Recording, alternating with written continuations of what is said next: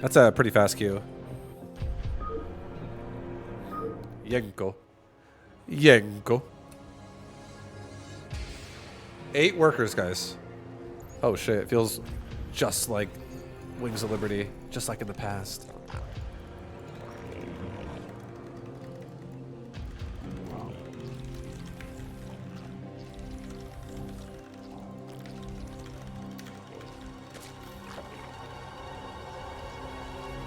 Wait, why am I making an overlord?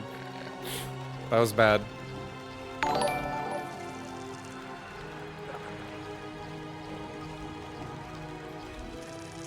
Nine overlord, not good. Fruit seller, thank you for the 86.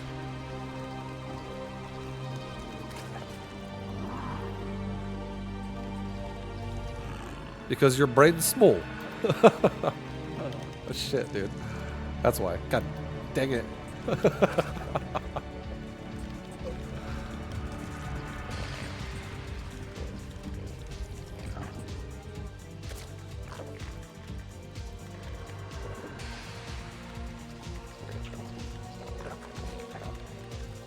This guy's Protoss? Yeah, he's Protoss.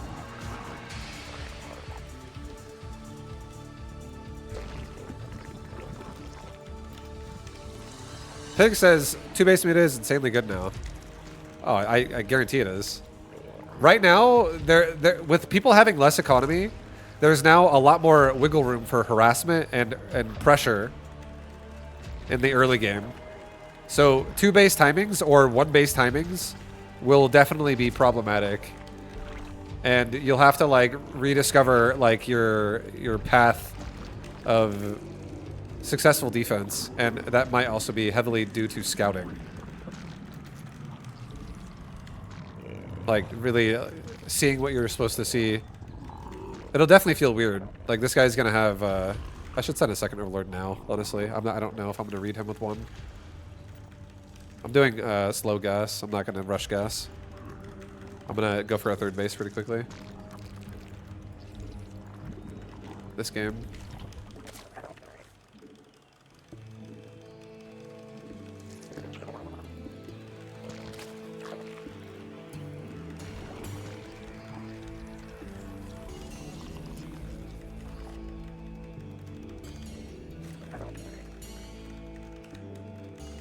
Okay, I sent my drone too early as well.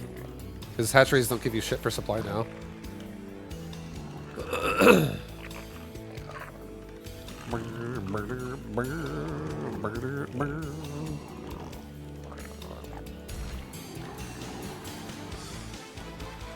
We're doing pretty good though, overall. The 9 overlord is the worst part of this game, I would say, for us.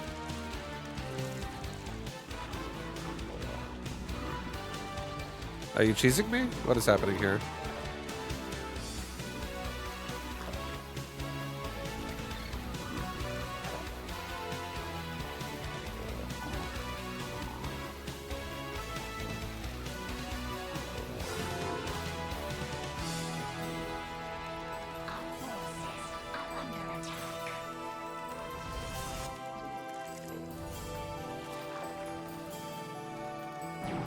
Okay, it's Dark Templar build. He's going DTs. That's what this means.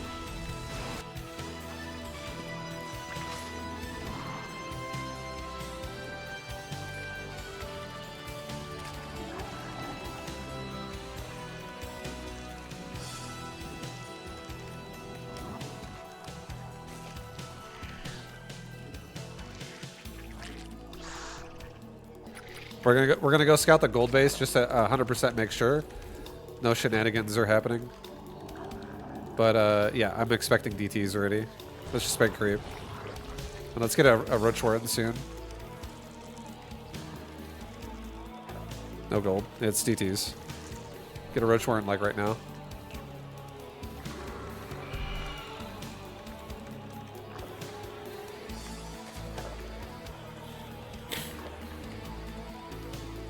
No, Wizard, thank you for the subs.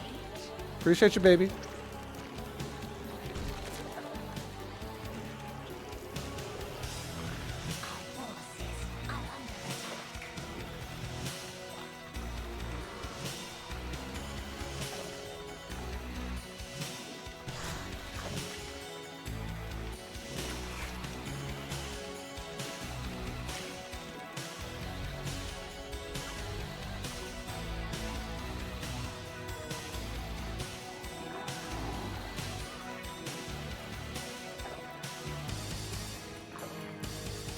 Oh, he's got charge already. Okay.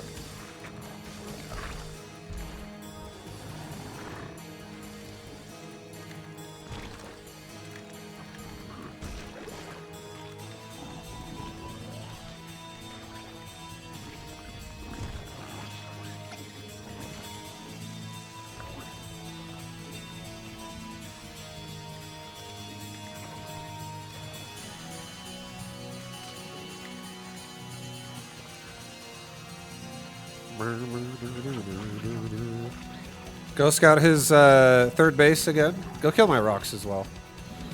Get rid of those rocks.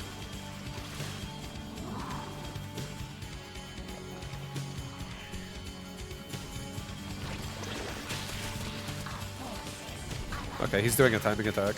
I think we're fine.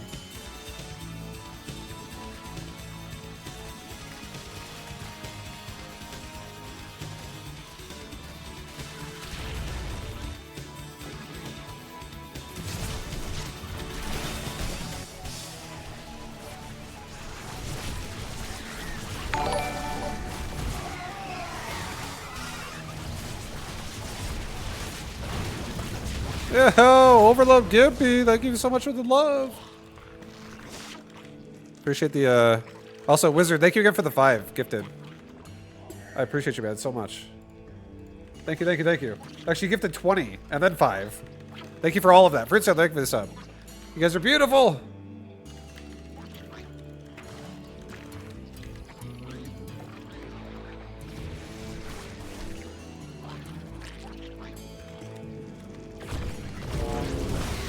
Oh, that sounded weird. New sound effect.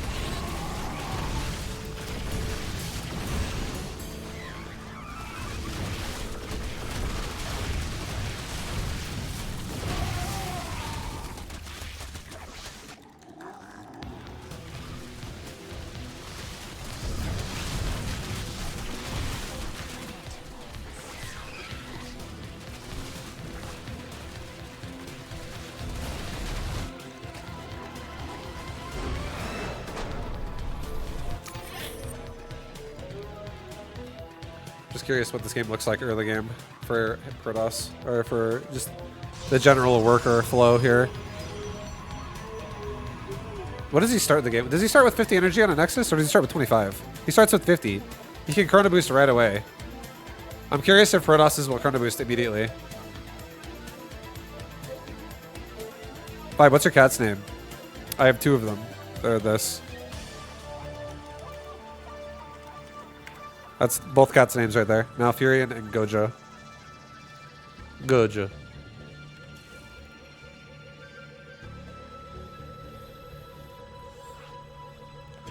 Yeah, well, Protoss can actually chrono boost it. Insta. Ripley and Newt. Black and gray. Oh, yeah. Cats are the best. I love cats. I miss dogs a little bit. I do. I grew up with dogs. I've had dogs my whole life until just a couple years ago. But cats are adorable. They're so lovey-dovey.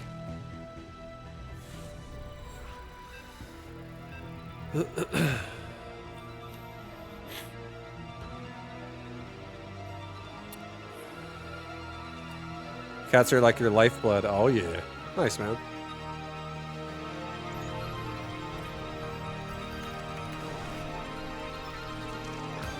Oh shit, I fucked up. A little too big of a green box there. I'm gonna do a 12 pool. I'll try doing a 12 pool, see how that feels.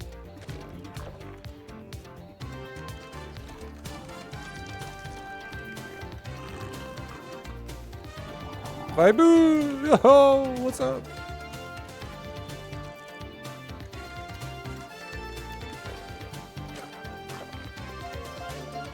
I missed your Merc already. I'm sorry. I'll play more in PoE. I'm not quitting PoE, but it's probably for the best. I think my wrist needed a break from the repetitive like click click click click click click. Like I'm like right clicking like so much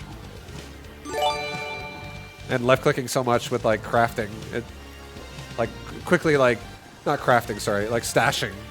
Like putting all these fucking things in my inventory back in the stash. quickly go into a map, spam right click, put everything in the stash. Do it again, rinse, repeat. Like my wrist was getting so fatigued playing for, and I also, not only that, but I'm definitely playing for long hours. So I think my body was just like, bro, relax. We've had enough.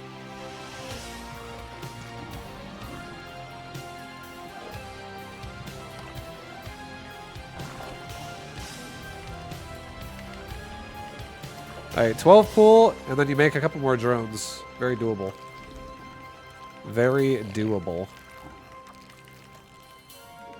I think I'm gonna go for like a 3 base. All right, sorry, a 2 base, 3 hatchery is what I meant to say. All right, we are capped out on supply, but that's okay.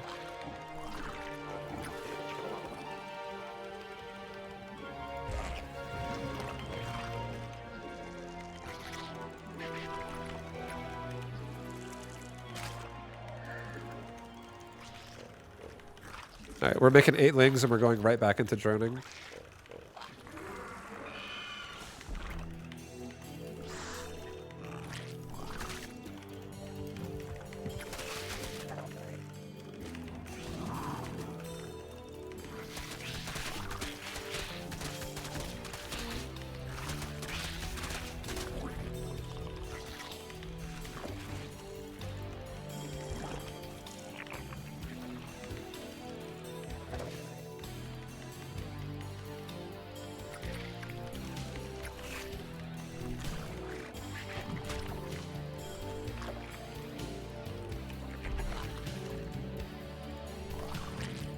Okay, he's making another hatchery himself.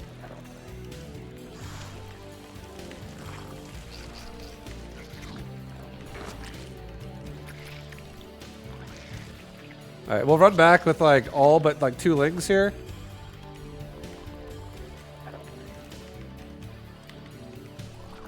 Let's see if he's making lings still. Those look like drones. He made drones. Okay, we're fine. It's not all in.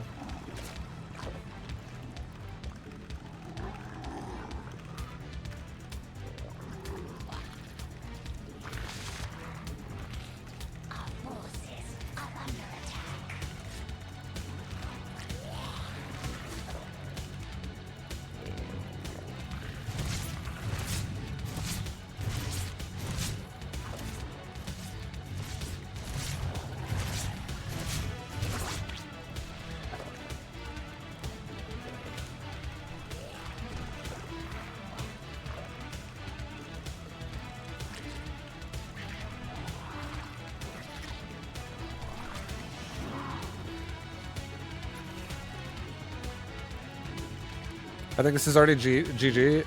I'm definitely advantageous right now. I am. I have a natural and he doesn't, and I'm going for a timing attack of +1 melee and ling, and I'm gonna make a baneling nest right now because now we can't even see when I'm moving out. Is this a wall? That is a wall.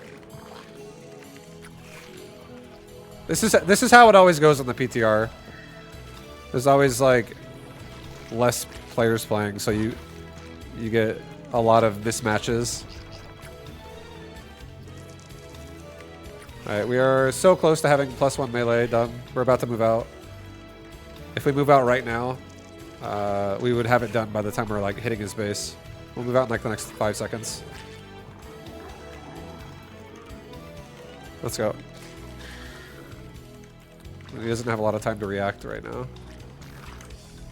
When he sees it with an overlord. Let's go, go, go, go, go, go, baby, go!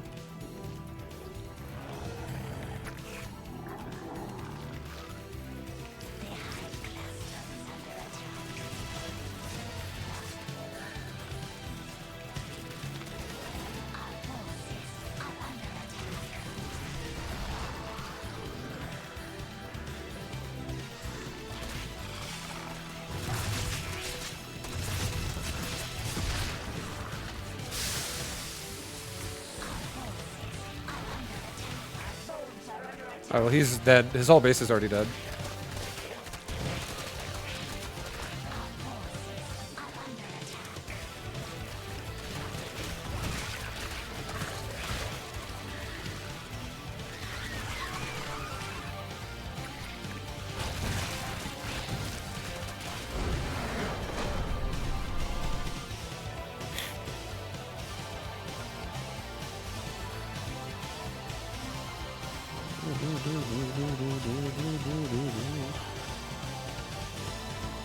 Thank you for all the subs, though, for real.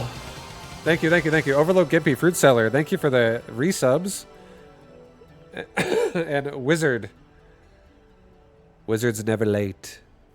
Thank you so much for the 30 gifted subs, actually. Thank you for the 30 gifted subs, you beautiful man. Oh my fucking god. Oh my god. Thank you, dude. Vibu gift. Much love, dude. How's the 8-worker count treating you so far? I played 2 games. I played a Protoss and a Terran. Or sorry, a Protoss and a Zerg. I've not played a Terran yet. And I haven't really got to experience much yet. Both games were like less than 10 minutes.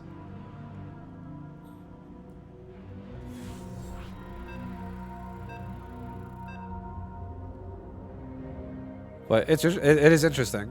It is interesting, honestly.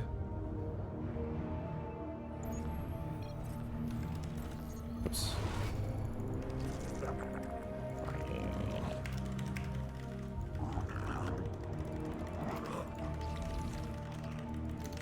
I remember playing this guy a lot on ladder. Sypha.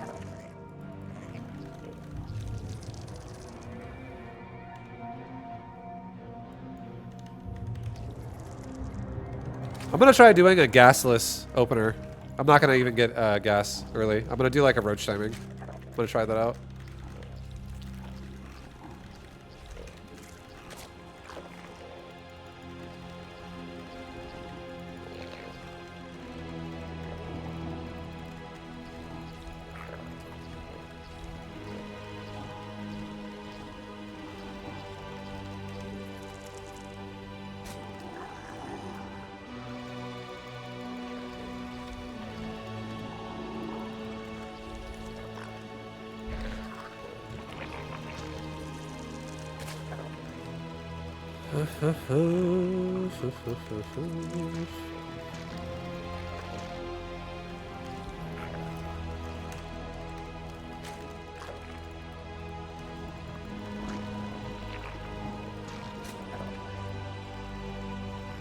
We have good mining going on right now. This is not bad.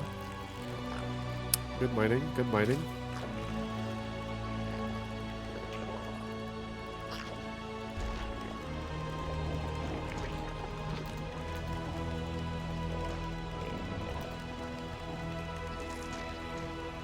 I'm saving my larva for like just a second here. Curious if he's running lings at me. Here, I'll run, I'll just make like 4 lings and run at him actually. Actually, no, I'm not gonna do that. I'm just kidding. I'm not doing that. I'm not gonna, oh fuck, he's making lings. Yeah, well it's okay. We'll just have to pull drones.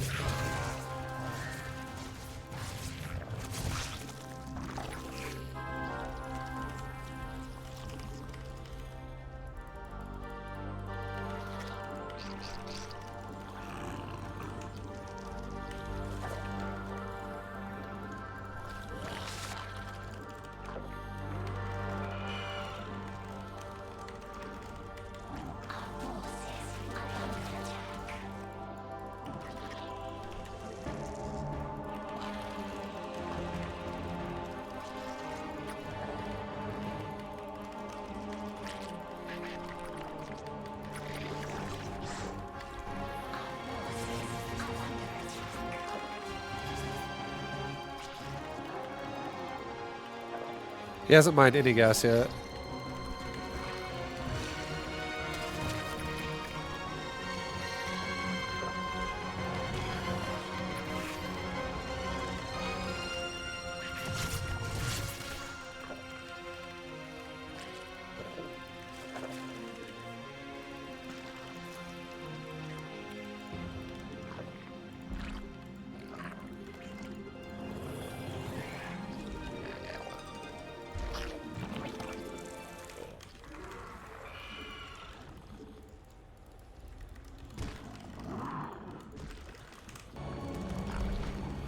Okay, we're going into roaches pretty fast.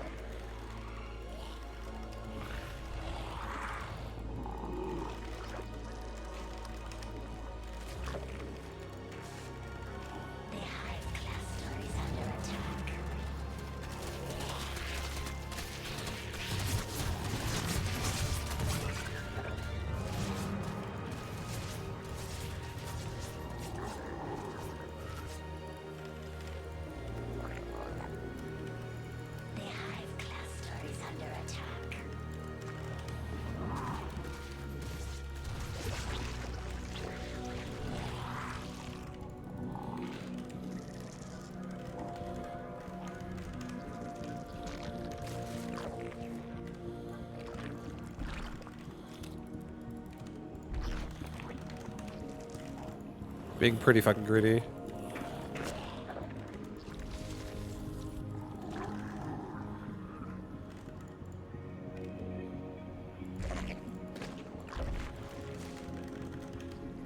Okay, we're making mass searches now.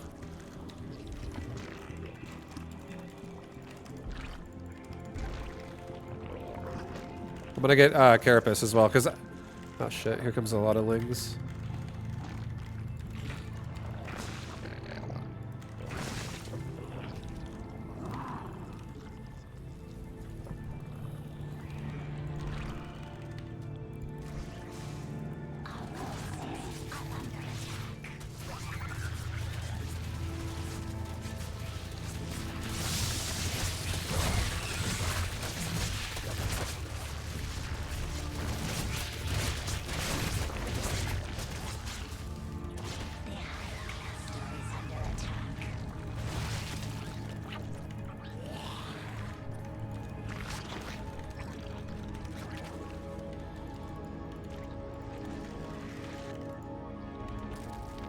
Let's go check his base right now, see how close he is to a spire, possibly.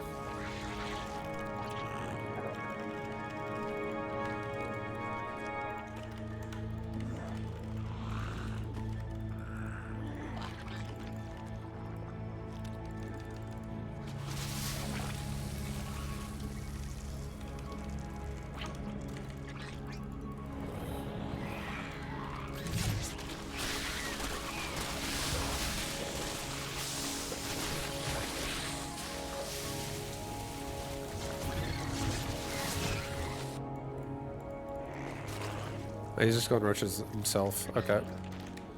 That's fine.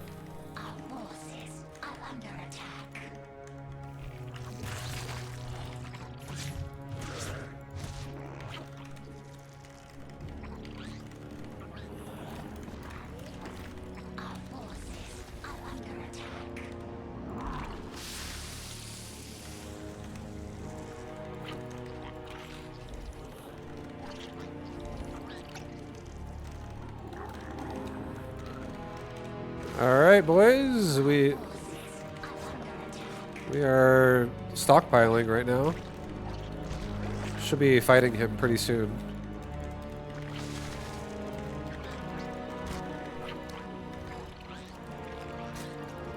We have roach speed on the way.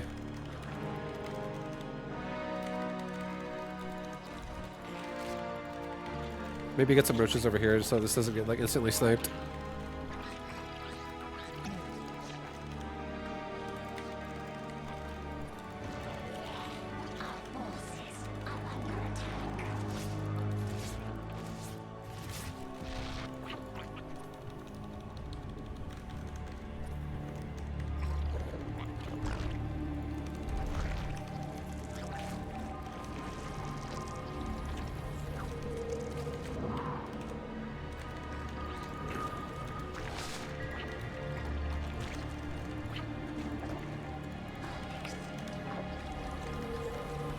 I feel like the PTR is running like very smooth, like very minimal lag. I'm actually surprised how good it feels.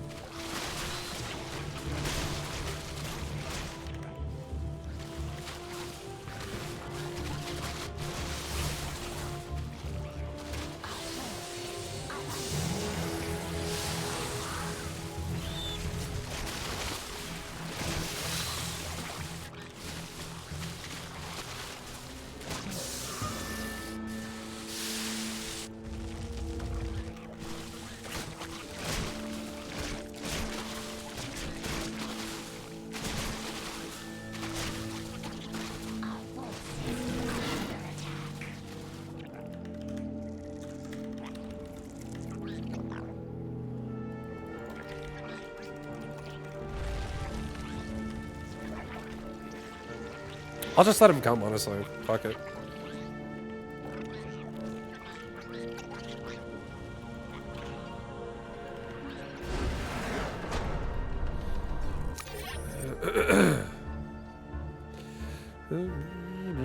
Nice, dude. Nice. Fruit salad, thank you for the 200 bits. Thank you for them biddies. How many units does he have? He's got 38 riches. We have 57. What are his upgrades? He's 2-1. We are about to be... We're 2-0. We're about to be 2-1. The reverse, though. He's 2-1 with weapons. I'm 2-1 with Carapace. I feel like 2-1 with weapons is better, but I actually like 2-1 with Carapace a lot. Actually, because it makes Mutalisk not as scary. Hey, what the fuck is on my hands, dude?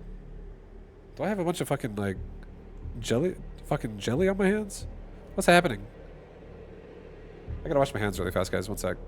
I was eating Uncrustables earlier, but I guess, like, I was rubbing my hands together a second ago. It's like sticky shit on my hands. I'm really OCD about that shit, so now I even realize it's there. Instead of getting it all over my keyboard and mouse and shit. I'll be right back.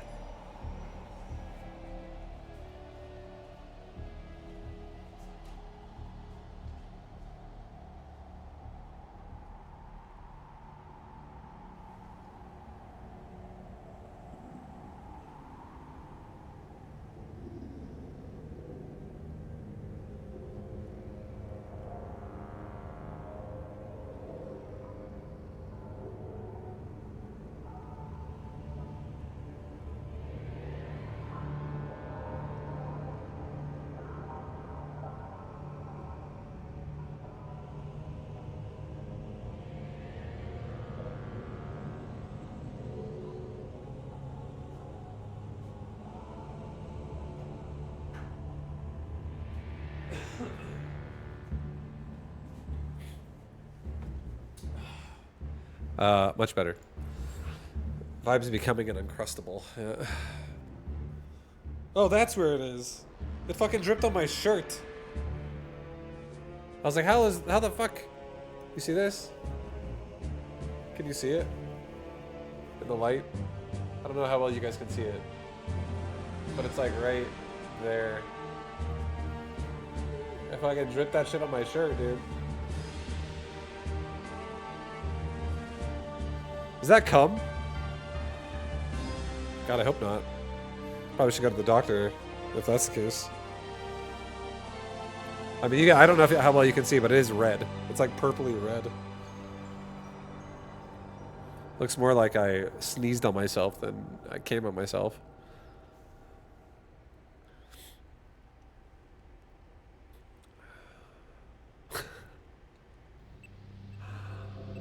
Vibe, is this an Avila stream? No. Not quite. For it to be an Avila stream, I'd have to just start fucking raging uncontrollably every 5 minutes.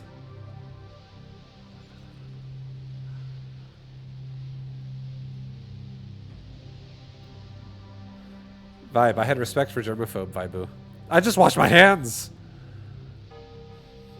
But now you're a slob.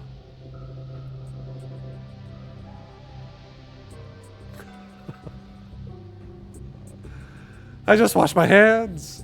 I'm clean, I promise.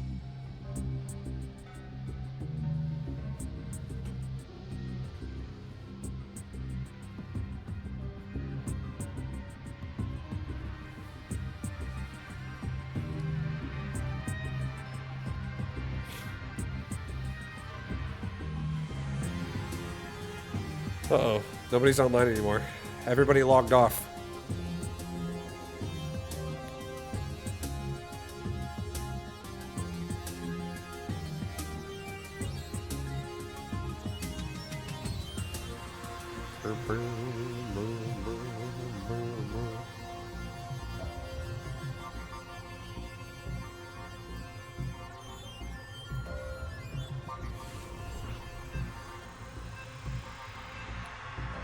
Here we go. There we go. Eto, the Protoss. I'm gonna early pull him too. I want to feel the power of early pool. I'm actually going to do an 8 pool. He's probably going to be like, you fucking newbie ass cheesing bitch.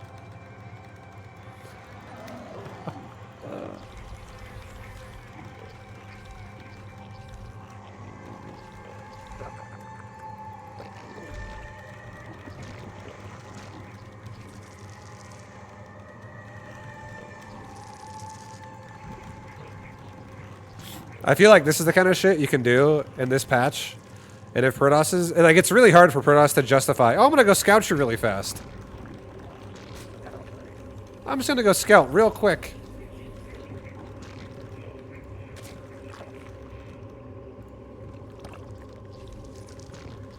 Let's get a Overlord now so I can have supply. And save my larva and my money for 6 Zerglings.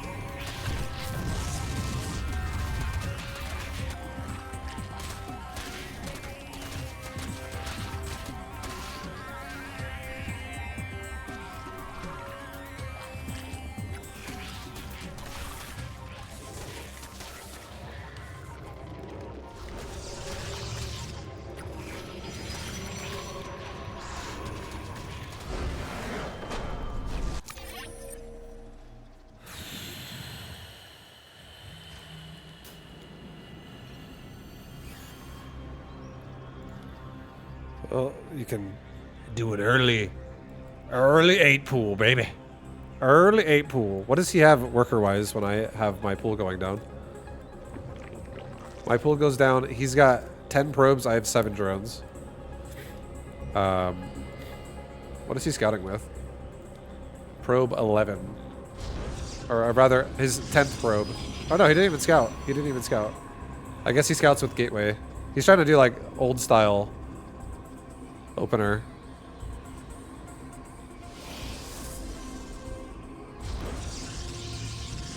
So even him scouting with Gateway, he still gets in my base.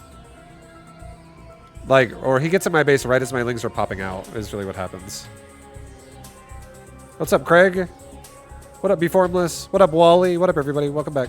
What up, Joy Pudding? Of course, Johnny Ultra. Sassy. Yeah, he gets to my base like as my lings pop out.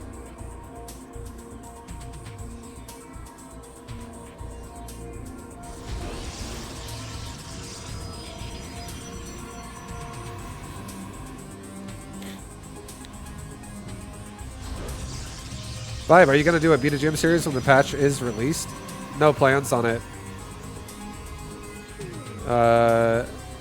Never say never, but no plans on it currently.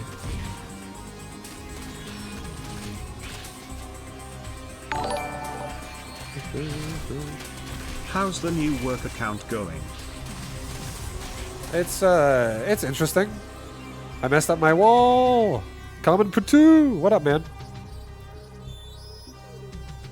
What up? Yeah, that was my third game on it, or fourth game really, actually. I think it's interesting. It's cool. I like the I like the difference here. I like how we're going back in economy. But I haven't really played too much yet. I haven't really got to feel it out. I did just cheese common patu. Poor common patu. I'm sorry, man. I just did. I was a dirty, dirty cheeser. Let's do it again. Let's do another dirty cheese. This time I'll go for like a 10 pull, and I'll pull drones. Go this way because I can get through his natural faster, so I can rule out if he is or isn't there quicker.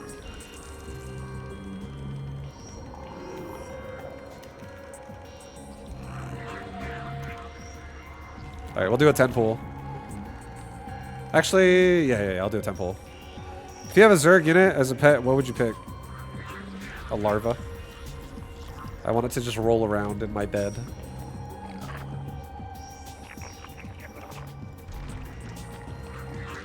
I want a larva to roll around and then they'll just like roll around on top of my chest and just lay there and wiggle while I'm sleeping. Be like a cat biscuiting you, but it's a larva.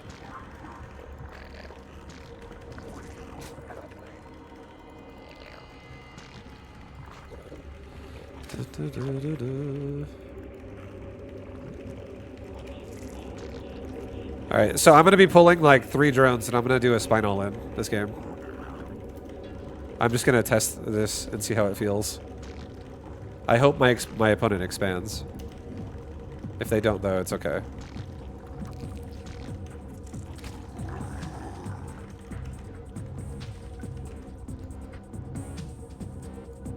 You get a queen, starts running creep in my community? Oh shit, yeah.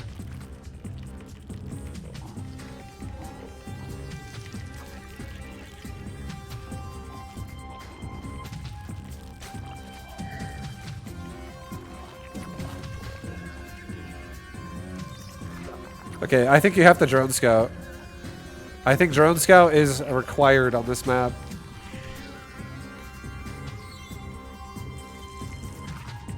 I'm taking a guess right now. It's a 50-50 chance I'm going to be wrong. Or right.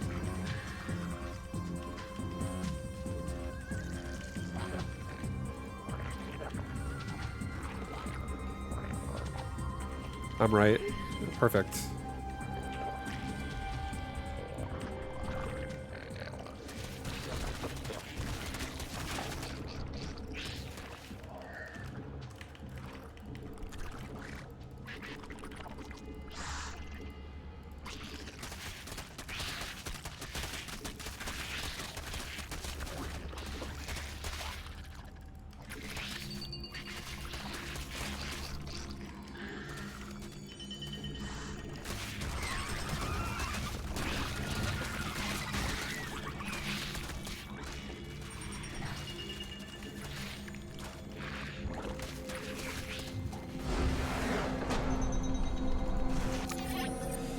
There's definitely some cheese, man. There's some cheese you can do. Jesus, man. Oh my god. What'd this guy do? Early pulls are going to be so fucking annoying.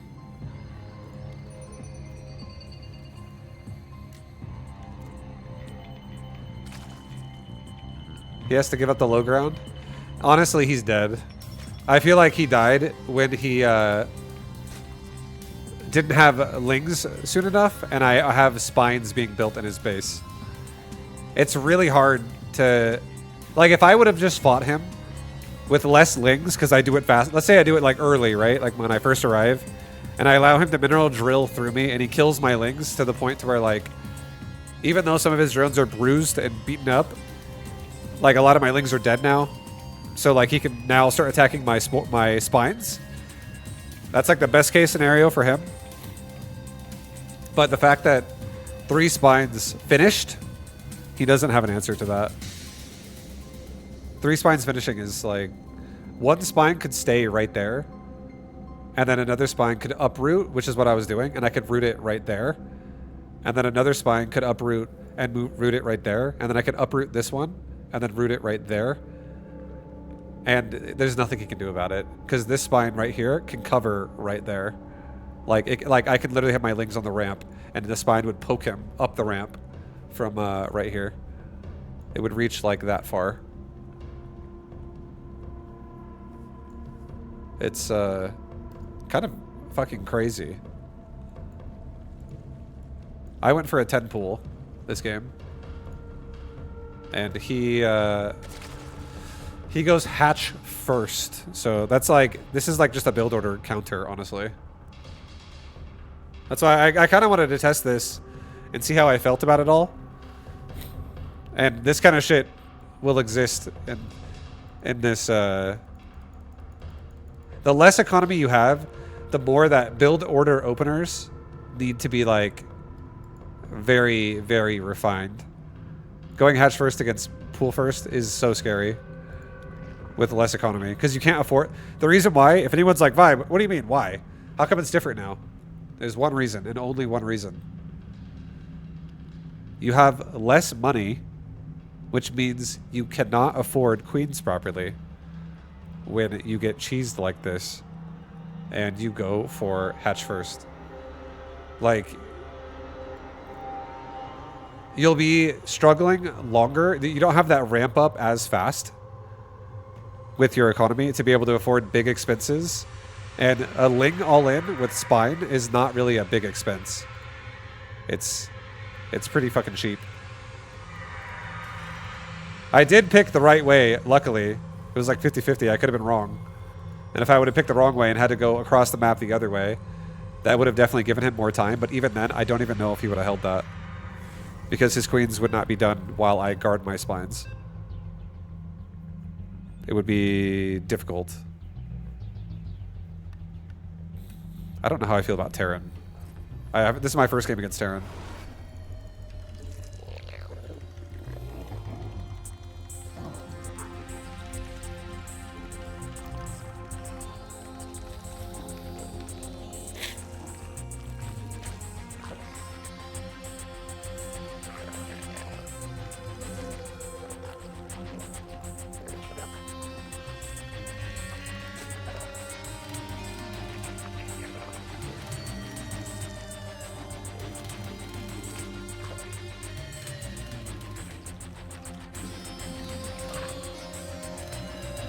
Whoops.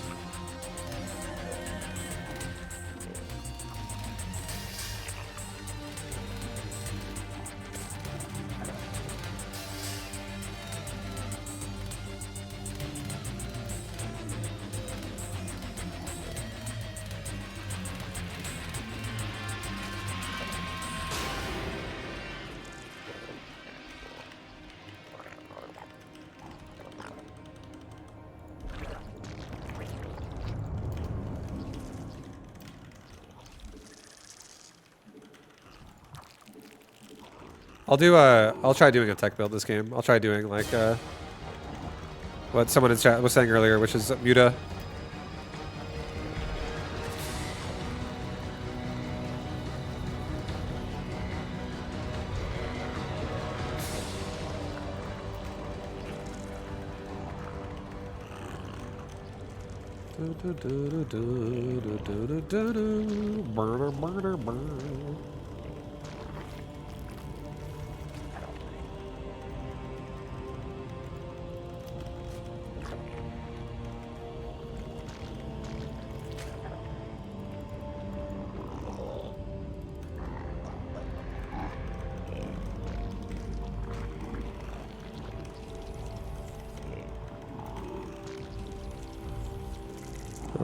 Vibe, you ever have Cookie Crisp?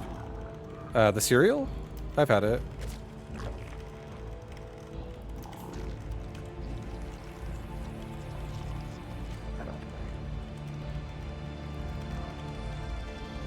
Am I a fan of it? It's okay. Not particularly, but I don't mind it. I'm not really a fan of cereal much nowadays, but I don't think Cookie Crisp is like would be like in even my top 5.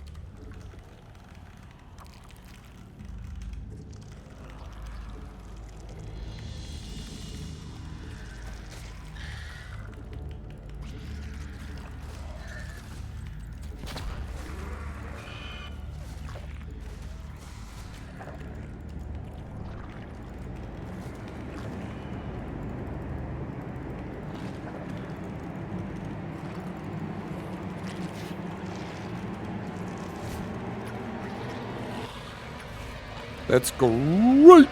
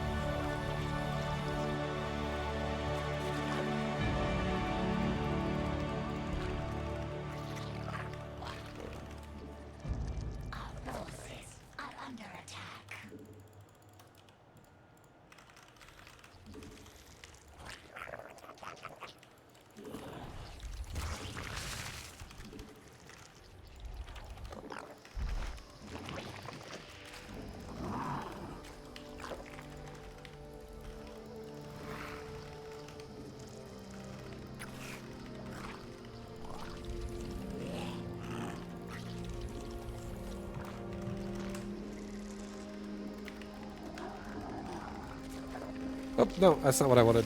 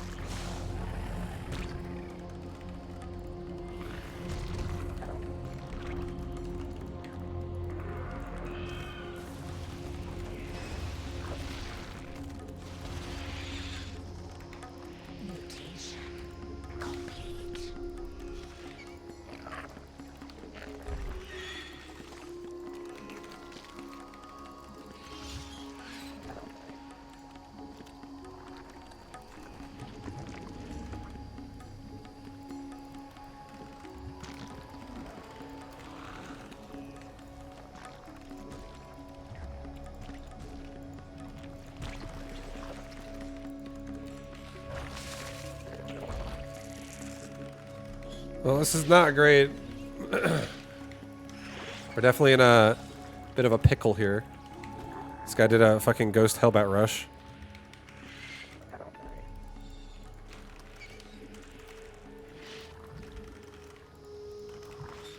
Metamorphosis complete.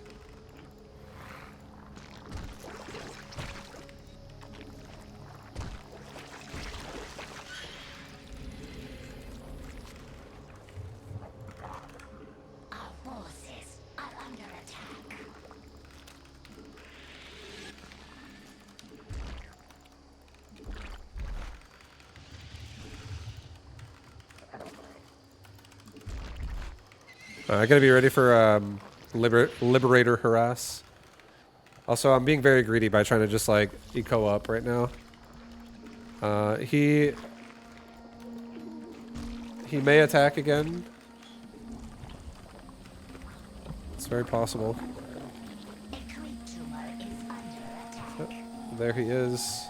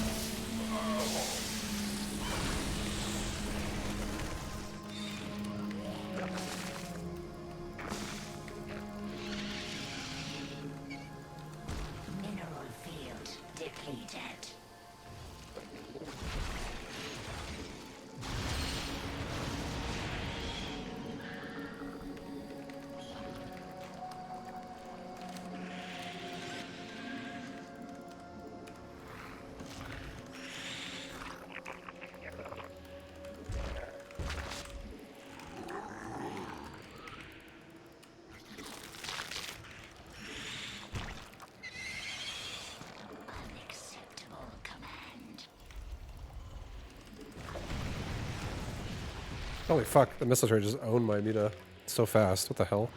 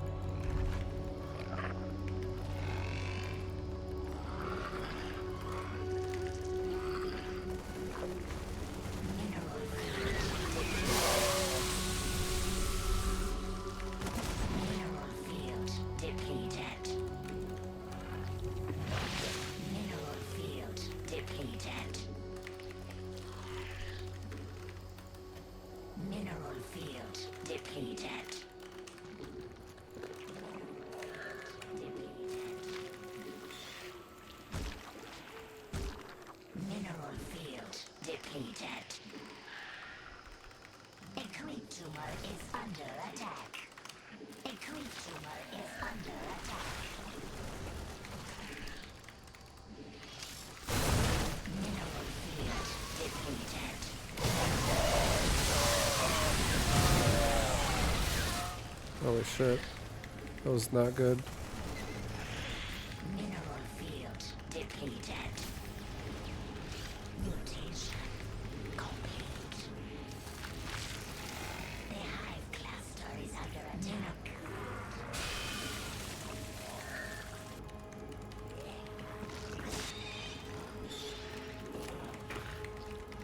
He's got another push on the left side of my base.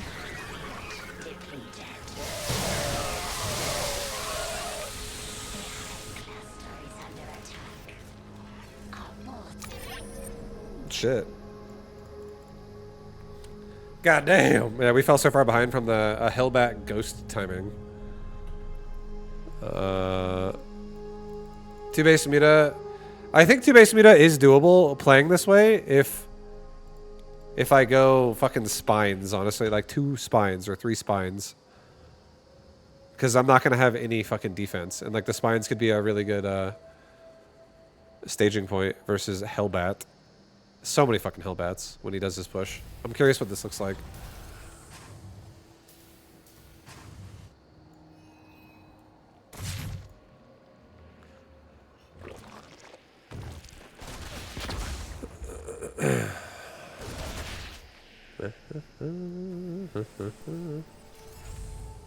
A Ghost Academy. Did I see a tech lab? Oh, I did see a tech lab. I guess that could definitely mean, oh, he's going Ghost now. Not just, oh, he's going to switch it to Banshees. Or something like that. Excuse me. What's up, Vibe? You checking out the PTR? Yep. I am. Yes, I am. Ghosts do 20 damage every 1 second. They definitely fucking wreck mutas. But they also get wrecked by mutas. They only have 100 hit points. These Hellbats have 135. They're pretty durable. And he's got 6 of them. If I had like 3 spines right now, if I had like a spine, and a spine, kind of like in the general area, I feel like we really could have defended this. And I think I could have also afforded it because I have a ton of lings coming. It's just I wasn't really expecting this to happen necessarily.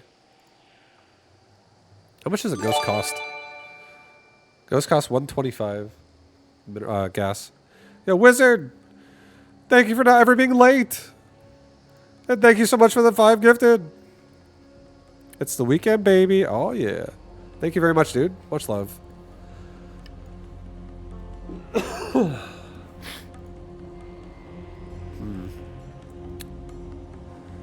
You never see a ghost timing much? It definitely fucked me up. I do think if I had Banelings as well, this could have probably been okay. Like Ling Bane could also handle this, but then it's a very delayed layer, and I don't have Aspire at all. Like it's like it's still on a hatchery tech. I'm not even on layer tech yet, if that's the case.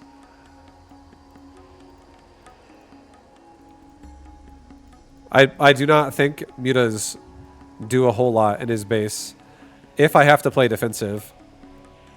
He doesn't actually have medevac yet, but he is making medevac now. But if I made spines this game around like 4:30, 4:45, maybe at latest 5 minutes, it could be pretty safe against all kinds of Hellion pressure, because it would definitely take away from my lings if I do that. I would have to over drone and make spine. And maybe only make like 10 lings instead of... how many do I have? I have 16 plus... That's it. Only, yeah. I guess it would honestly mean I probably would only have like 6 lings. Maybe I can't afford a +1 air weapons really fast. Maybe this is too quick as well. Either way, that was kind of a cool timing he did. Do you think Starcraft can make a comeback? Not really. As the elite esport, I'm like a total potato, just a fan of the game, but I feel like it's the best esport game ever, and I can't believe it fell off so much. It definitely won't make a comeback. I hate to say it, but it won't. And the reason why is because the only one that would make this game have a comeback would be Blizzard, because they would have the power to make people care. But they're never going to do that, unfortunately. Blizzard's never going to invest in StarCraft 2. Or StarCraft 3 or Warcraft 4. They're done with RTS. This game is the pinnacle of esports. I don't think it's necessarily the pinnacle of esports. StarCraft is definitely cool. And if you're a StarCraft enjoyer, you probably enjoyed it a long time ago. And it was great, but I definitely think gaming has become so mainstream nowadays. It's only like gaming has only become more mainstream every year that's gone by, in the 2000s. Like gaming was definitely not mainstream in the 90s and the 80s and the 70s. Like digital gaming wasn't even a thing until like the late 80s. So I feel like gaming has like slowly like caught on more and more and more and more. And now fast forward like 40 years later, a lot of people that grew up playing games are also now having kids or already have had kids, and they're also showing all those people games. Lots more people are into gaming in general nowadays. Lots more money is in gaming. Lots of companies making games. Gaming is huge. And with how big gaming is, I feel like it's now like the player pool is very large.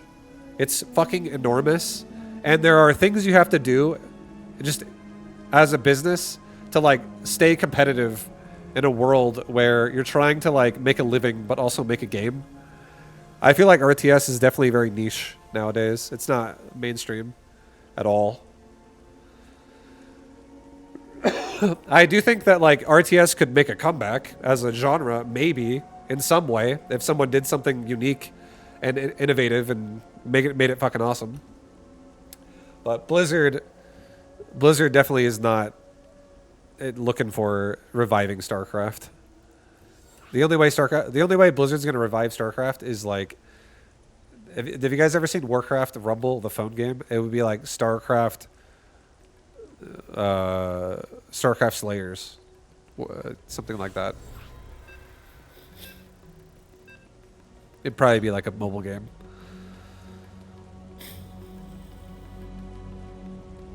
The new Dawn of War heretics might change that.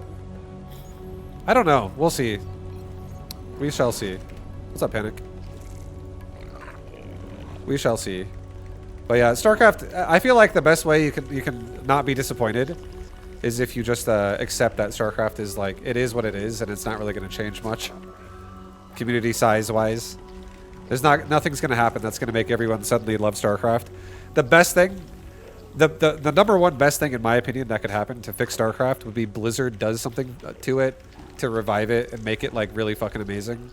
Like actually were to somehow make a StarCraft 3 or some shit. But that'll never happen, so that's kind of ruled out. The second best thing that could happen would be a lot of really popular streamers make a tournament happen on Warcraft 3, very similar to how like the Age of Empires 2 tournament that's going on right now, or the Warcraft 3 tournament that just happened that was hosted by Grubby. Something like that could also get attention back into StarCraft, but it's not going to be permanent. I definitely do not think it's going to be permanent. Like this, I don't think the scene is going to have a way of not only reviving, but also surpassing its former glory. I don't think that's ever going to happen.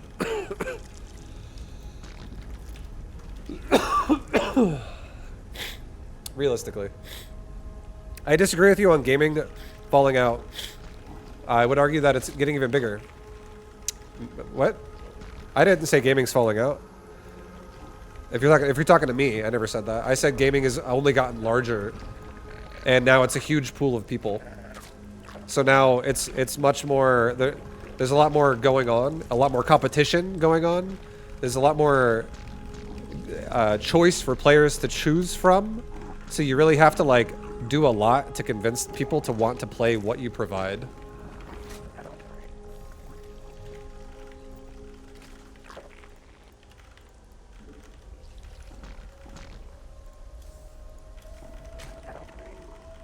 I don't get it. As a very immature but passionate gamer, nothing has been even come. Oh shit! Am I getting cheesed? I'm getting cheesed. Nothing came close for me to StarCraft 2 as a spectator. I'll stop blabbing. That's fine. I mean, you just like the game. That's your opinion, right? You like the game, but not enough people share your opinion.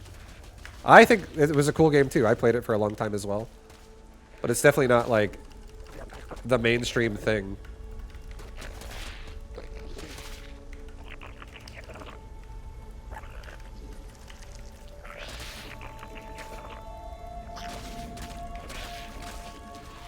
I'm fucking supply blocked.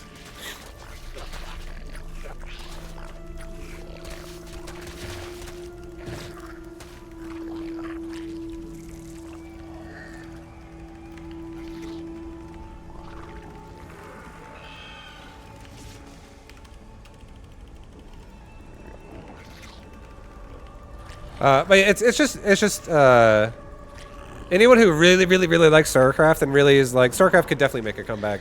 I feel like that's definitely an opinion, and that means you just really like the game, but it's not really true, I would say.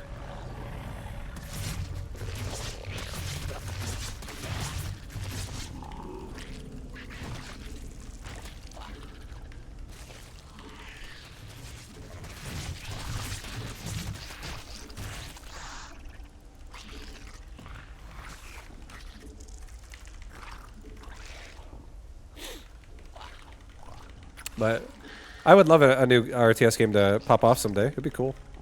I think auto battlers are also really fun. I fucking love auto battlers now. After Mechabellum, I'm sold. I also love auto battler. Mechabellum's fucking sick. Have you ever tried the arcade game like Desert Strike? I have. I've played a lot of arcade games in StarCraft over the years.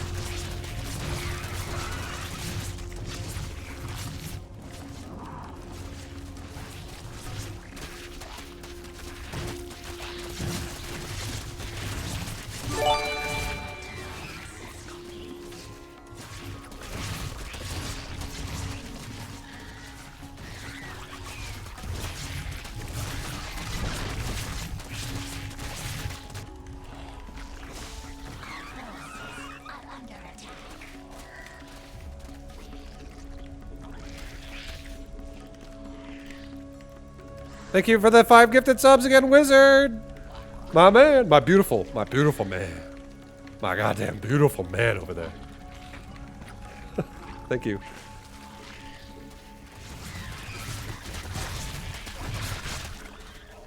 No! Fuck, I misclicked!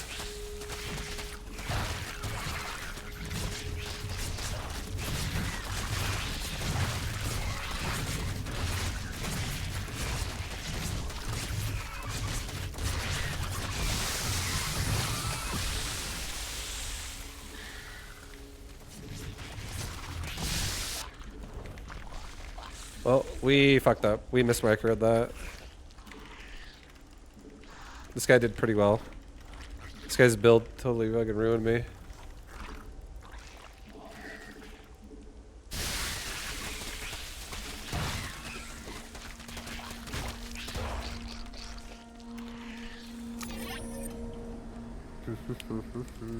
He's got 10 more drones than I do. Yeah, this guy took a shit on me. He just went for like a early speed, then into it was like a 14 gas, 14 hatch, or 14 gas, 14 pull, 14 hatch, or some shit. I don't know what it was exactly.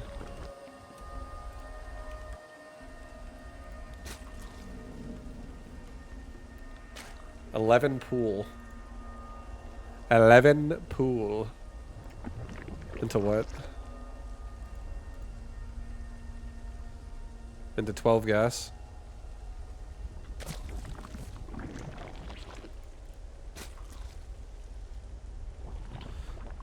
I'm curious how, like, when he starts speed, what my situation looks like on my side. I went hatch first, so we are very, hatch first is definitely vulnerable. You gotta be really careful too, because you can't transfuse off of a ramp, so that kind of sucks.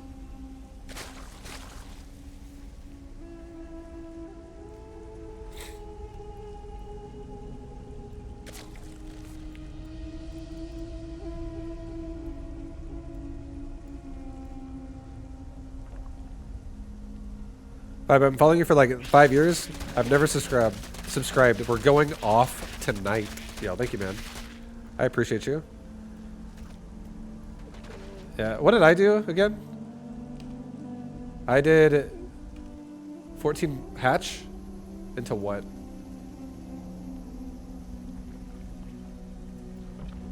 Maybe you really have to go like very quick pool right after. I went 14 hatch into 16 pool. That's very late. Really, it was 16 gas, 15 pool. But even later, by 25 minerals. That's super fucking late. Thank you for another 10 gifted subs, though. Wizard. I appreciate the love, man. You've given like 50 subs today. 40 subs today. You've given so much. You're insane.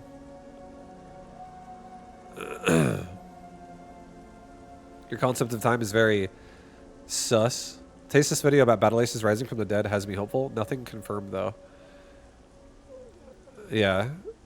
Battle Aces was honestly the best prospect for RTS, in my opinion, that got canceled. It was Battle Aces was honestly pretty sick. It was pretty sick. Vibe, can I ask you, Vibe, and ask you to consider making beta GM for this patch. I'm a new SC player, and I would say a lot of newcomers like me would benefit a lot from it. I'm immensely learning a lot from you in 2021 beta GM videos and resonate with your way more than other beta GMs. Thank you, Crozy. And I hear that a lot, but right now I don't have any plans to make one because that would require me to go back to streaming this game full time for like a few months. And I don't know if I'm ready to do that. I would have to play a lot of Starcraft to accomplish making 3 beta GM series for Terran, Protoss, and Zerg.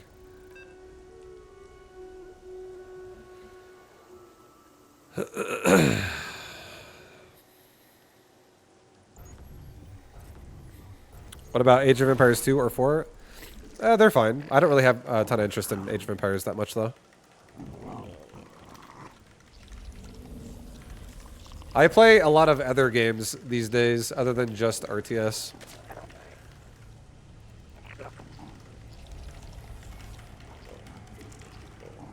Committing to something sucks. I agree.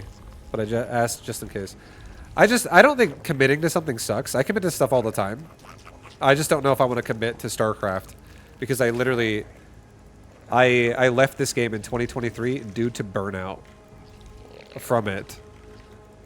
So like signing myself back up for it right away when a patch comes out is not that takes a lot for me to think that sounds like a good idea. I do think a lot of people would like it. I still get people like to this day, every day, at least one message on my YouTube channel being like, I'm still watching in 2026. Vibes Beta Jam series. Which is cool. I mean, it was very applicable. I think this new patch with the new economy change kind of invalidates a lot of it for like the actual like playstyle. But a lot of the fundamentals that I talk about are the same. Ooh, vibes on SC2. Yay!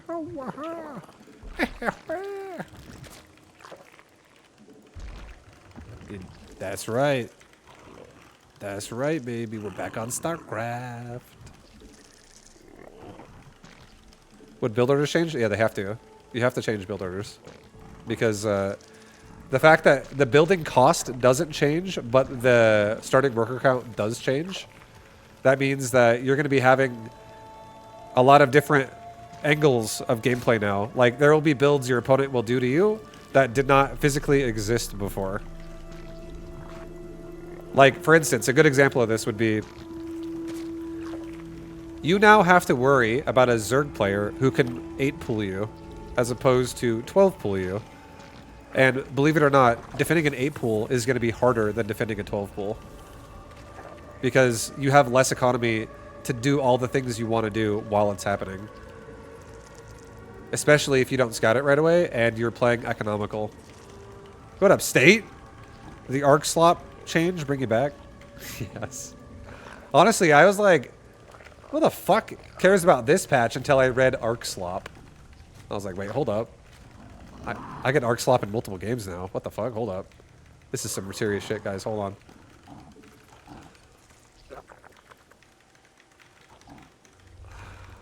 Hold up, hold up. We got ourselves a situation.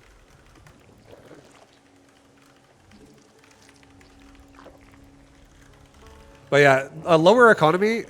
An example of this would be if you're a Protoss player and you're scouting any race, doesn't have to be Protoss.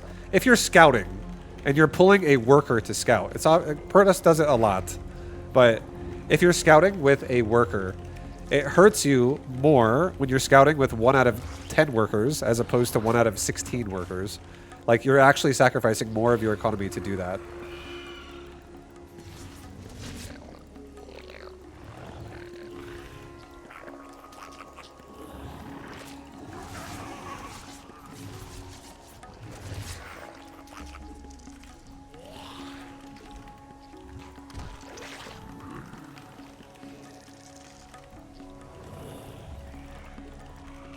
That's just like a small example, but it's very, very real. Complete.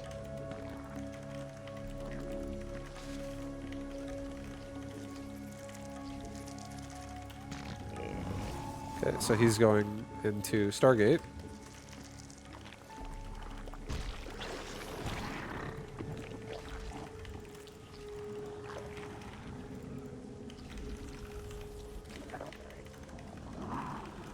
Our forces are under attack.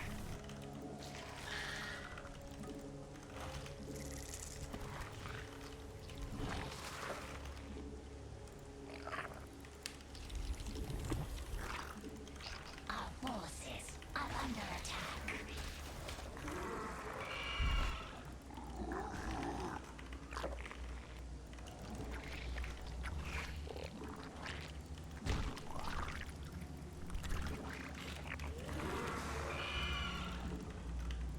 Our forces are under attack.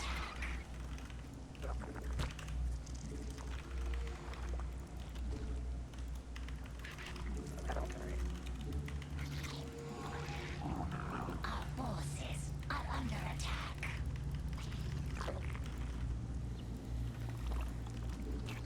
Oops. Our forces are under attack.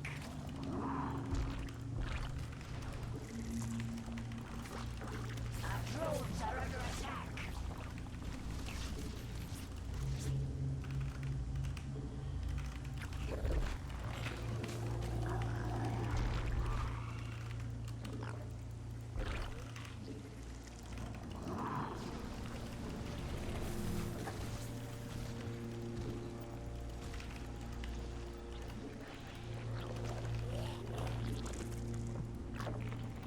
A creature is under attack.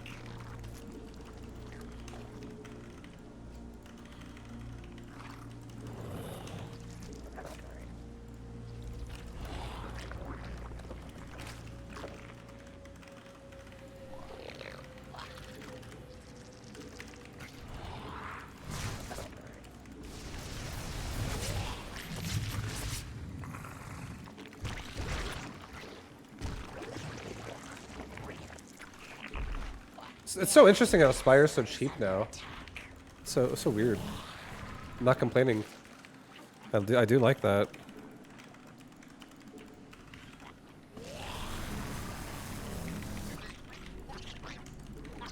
The hive cluster is under our forces are under attack.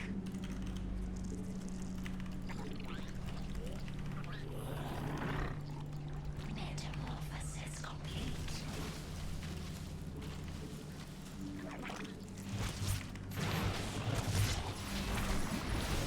Our forces are under attack.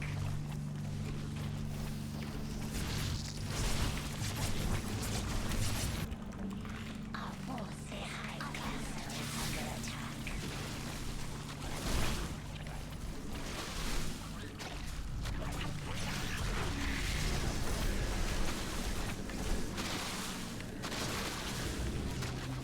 The hive cluster is under attack.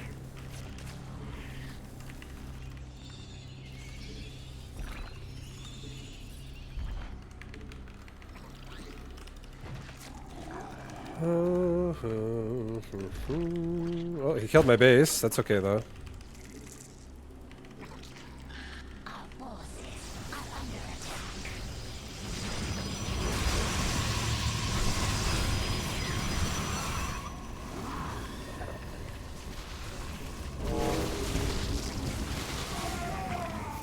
Archon sounds so interesting now when they warp in.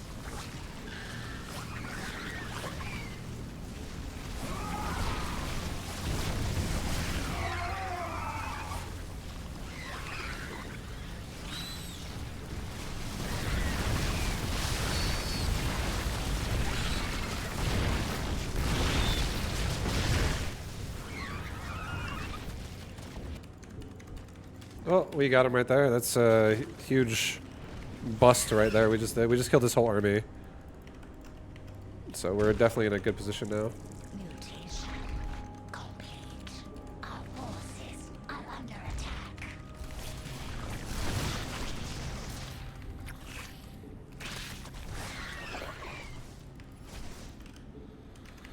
We are in good position right now. Very good position. What is this animal? What the fuck? What's happening? What the heck?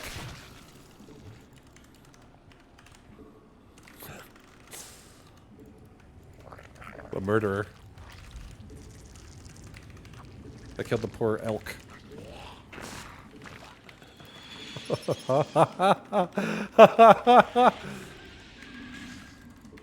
Sorry.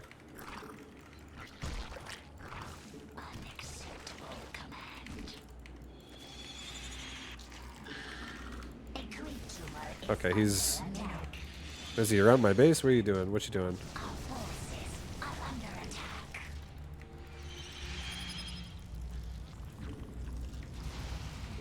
Our forces are under attack.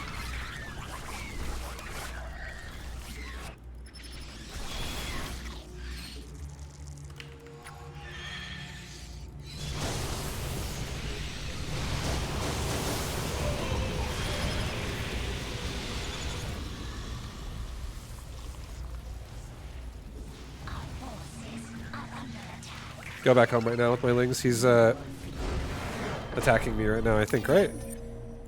Yep. Oh. The PTR, I don't know if they did anything. I don't know if I'm like literally living right next to the PTR. Like, I don't know what's going on here. But I have like genuinely no ping. It feels like everything is instantaneous. It's crazy how good this feels.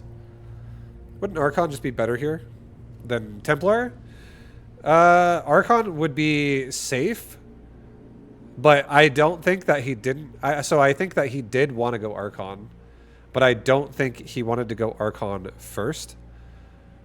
I think what he wanted to do is he wanted to get Templar, and then he wanted to make Zealots, and he wanted to like buy time by like doing what Protoss does, like running around the side of the map and attacking Zerg expansions with Zealots, buying time, making Zerg turn around, and then with Templar first, allowing them to accumulate energy, and then making Archons later that don't give a shit about building up energy. I think that's what his original plan was, which is why that happened that way. But I went to his base probably faster than he expected, because my playstyle is about pooling and then tech swapping, so it's kind of difficult to deal with. Like, I wasn't showing him mutas until he only had like 15 seconds to react, because the first time he noticed mutas were even a thing was when I killed his Void Rays in the middle of the map, and he definitely would not have had Void Rays in the middle of the map if he knew I was going mutas. So he was kind of expecting like a roach all in, or like just more roaches, probably maybe into hydras. But yeah, the mutas suddenly just like showed up.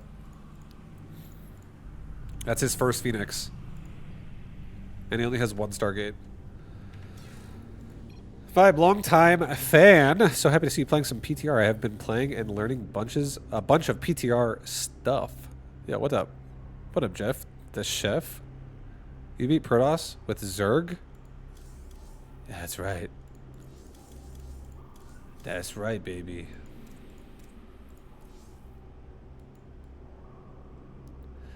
There is a GM ladder on this shit already. 39 people. Oh, damn.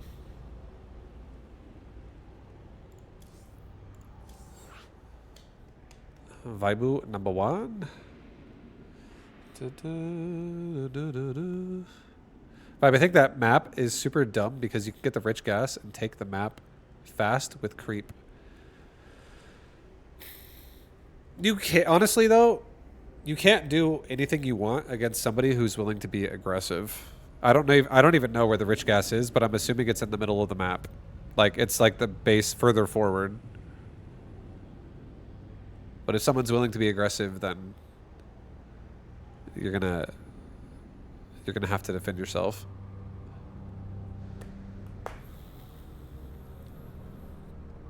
But if your opponent is like super standard, just wants to play defensive, expand, make a Stargate, then yeah, you can totally get away with shit like that.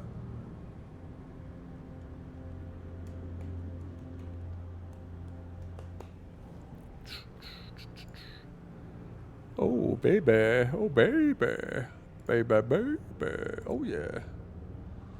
Guys, is it time to listen to more Brood War?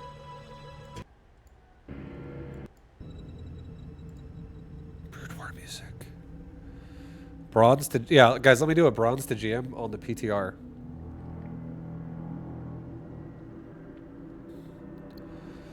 Making guide format is definitely a lot.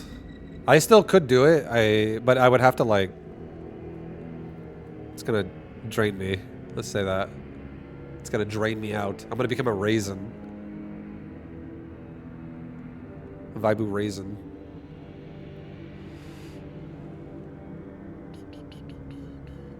This game is so balanced. Zerg gets queens for defense. Creep gives them map hacks. Overlords scout everything for free. Zerglings move at the speed of light. And they can instantly tech switch into whatever counters you. What I would say to that is that person must have watched my Zerg Beta Jam series. We make only the finest Zergs.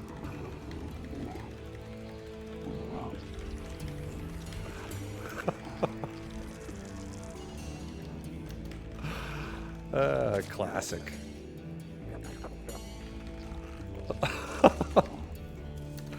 That was a Zerg player. Another Zerg over here.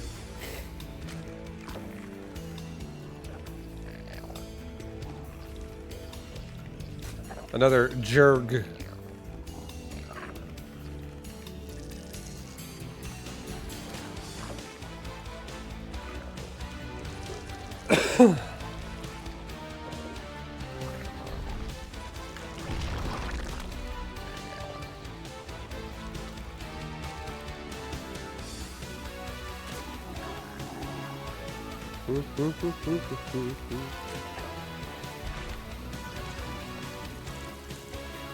Dude, Brood War music, hell yeah. Hell yeah, dude. I'm playing this game right now.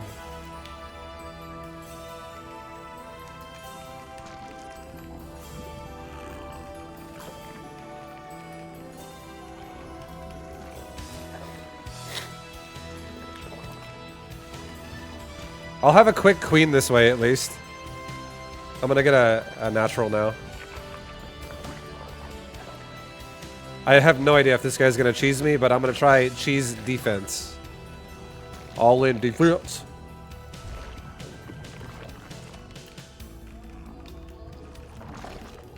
Get queen first. I'll make a quick one Zergling. We are gasless at the moment. That's okay. I'm gonna get an Overlord next.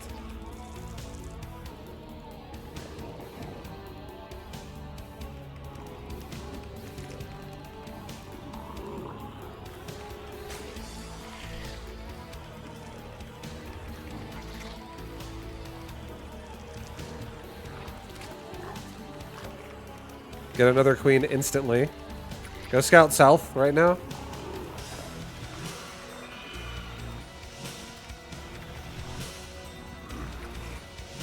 I don't see any lings crossing the map, at least.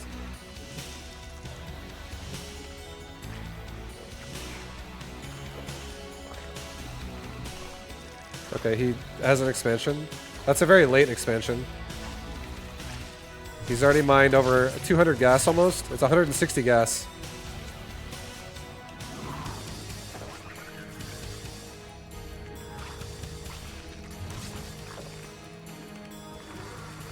Get another queen. Get one gas started right now.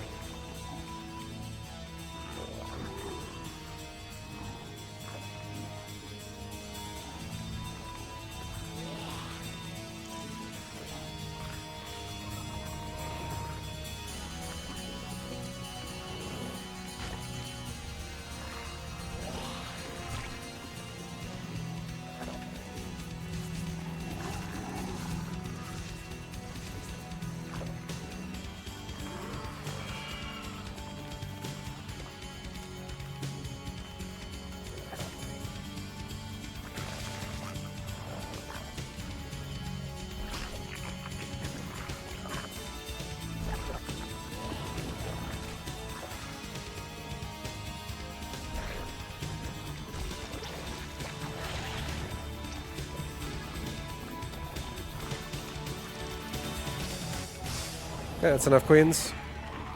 Is gasless back on the menu? It can be. It can be.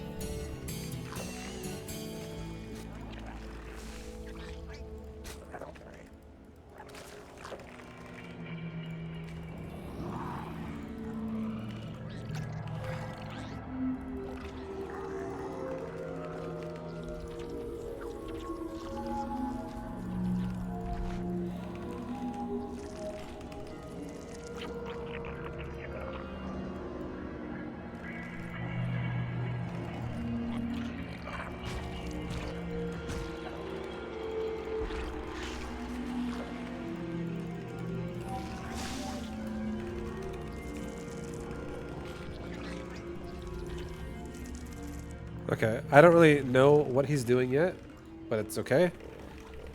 We have a third base. He sees it. The hive cluster is under attack.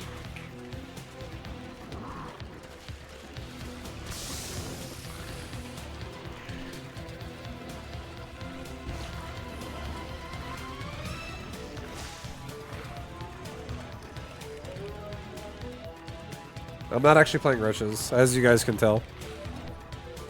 As you may clearly see, we are not playing roaches.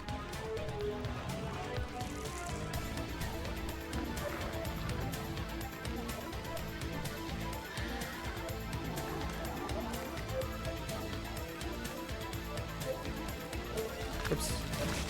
Okay. Queens spread out.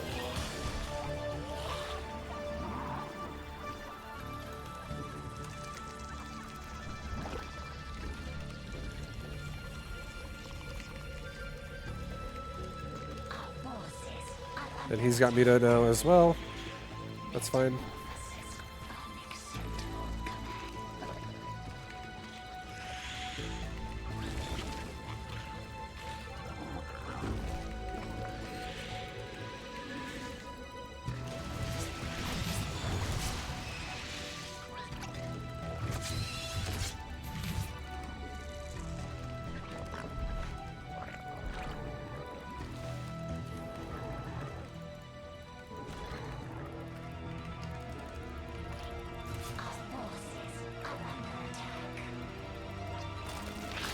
Nice, he's making Banes. I'm happy with that. Because that just means less Mito.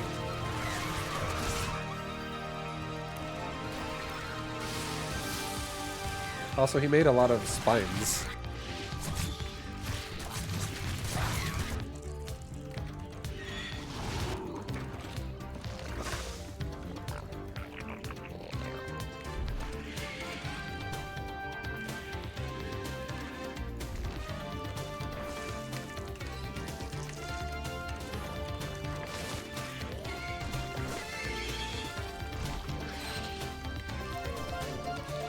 Let's get Carapace and melee on my wings.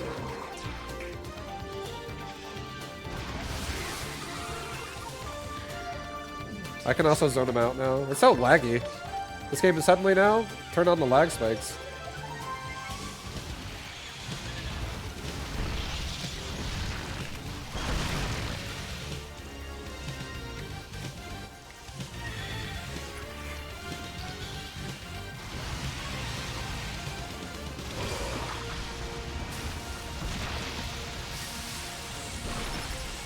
What is happening right now in this game?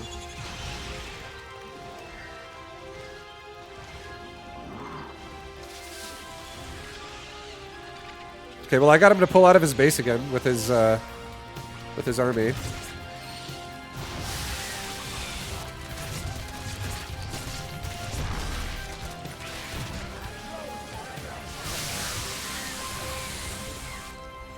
His mitas are like down here somewhere in this fucking south side. Just try and cut him off. I feel like he's turning around because that did not bust me open. Maybe he's not here. Let's just go finish his base off.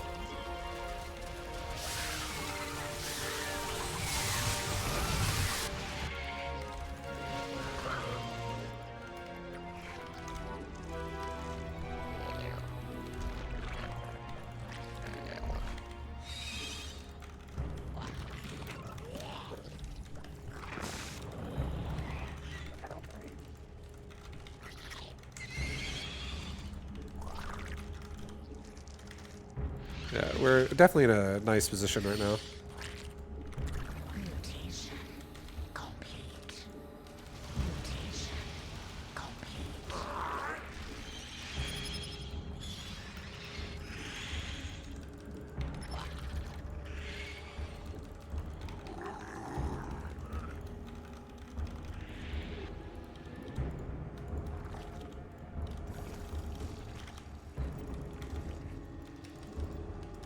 Our forces are under attack. Our forces are under attack.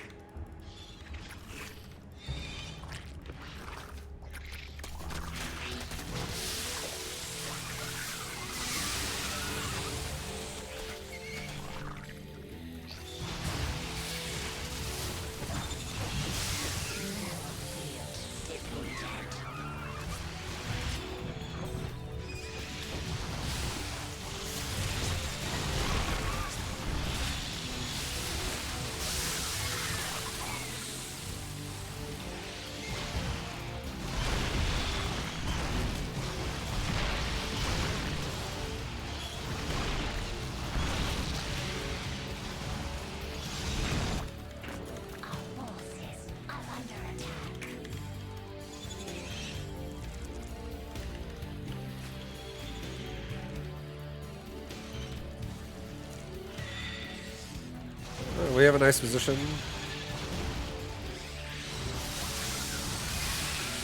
Why is everyone against the 8 worker change? Because they don't like change, period. About it.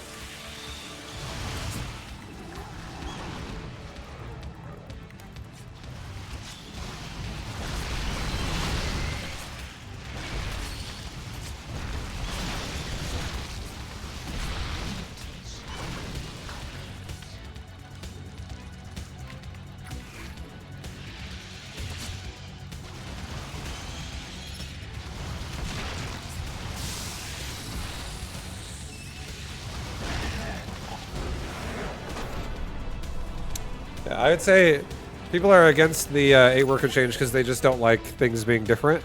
Like, there's probably a lot of people that have the mindset of, I was comfortable playing the game the way I knew how to play it, and now that the economy is different, it's going to change the way I have to play, which means I have to, like, go back to not knowing what I'm doing a little bit and rediscovering, like, how to adapt to the game. I think the mindset of somebody saying it's just boring because, like, now it just takes longer to macro, I feel like those people are not really appreciating the amounts of pressure that can exist the lower the worker count goes in the early game. There's so many weird things that can happen in the early game because the lower the economy goes, the harder it is to afford everything you're doing, especially if you're trying to, like, not only be greedy or, like, macro oriented and also defending yourself depending on how aggressive your opponent's going to be. It, like, for an example of this is in Zerg versus Zerg, in ZVZ, you could have somebody before that goes for a 12 pool, and you could go, like, hatch first into a pool, and then you could go double queen and make lings. But now, if you go hatch first against someone who goes pool first, and the equivalent of a 12 pool is now going to be an 8 pool, you're not going to have enough money to make all the shit you want to make.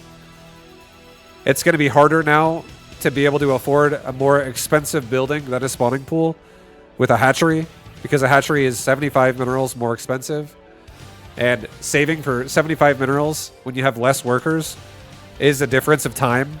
You're going to be waiting extra seconds just to start your fucking hatchery. And then when the Zerglings are crossing the map, it's going to be harder also to afford not only spinning your larva, but also making your queens in a timely fashion. So it opens you up for more harassment. And the same thing can be said about every race. Like, 8 workers slows down the early game pressure. 8 workers, what 8 workers really does is it makes it harder to afford things. It just makes it harder to afford things that cost the same amount of money. Like, it doesn't change, like this, the fact that you have less workers doesn't mean a command center is cheaper. It doesn't mean a nexus is cheaper. It doesn't mean a hatchery is cheaper. But it does mean that it's going to take longer to buy them. So whenever your opponent is doing something, and it's also going to be more detrimental to your economy now to pull a worker off the mineral line, or multiple of them. Like, there are definitely going to be things and risks and shit you can take early game to attack somebody. And it's also going to severely fucking slow down your own your ability to adapt to the situation easier. The early game just means it's hard. It's going to be harder to not like basically not really fall off the tracks when you're getting pressured. You don't have as many tools as you did before to stop similar pressures. Because if somebody's all in, they're fucking all in. They don't really give a shit about making a 3 base saturation. But if somebody is macro oriented, they're going to have a harder time affording everything they need to cutting corners to stay alive, basically. Vibe, can you play a game of Terran? I don't really want to play a game of Terran right now. I haven't played a game of Terran in over 2 years. And you're not going to make me start right now. I don't want to play a game of Terran.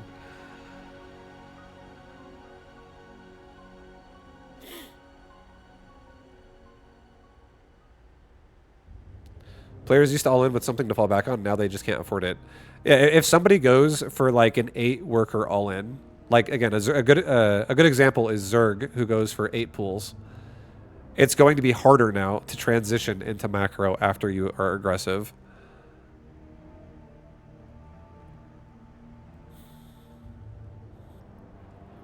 I once heard that, I think it was actually a scientific study, that if you take a long break from something, you can come back and be even better at it when you come back. I feel like taking a break from something is good for your mindset. It definitely helps your mindset, I'll tell you that.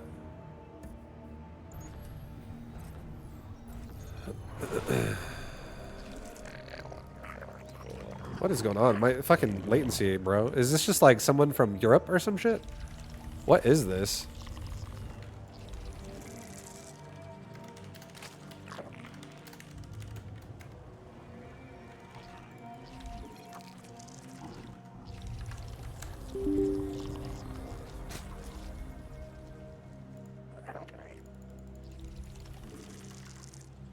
Last game was running like shit, and now this game's running like shit. Different person.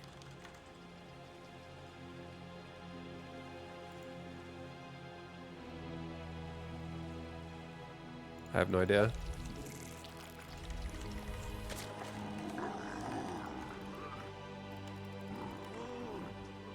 It's pretty bad.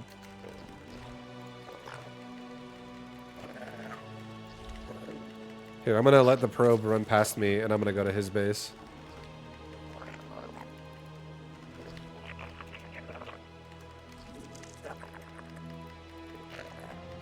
Okay, he doesn't want to run into my base right away.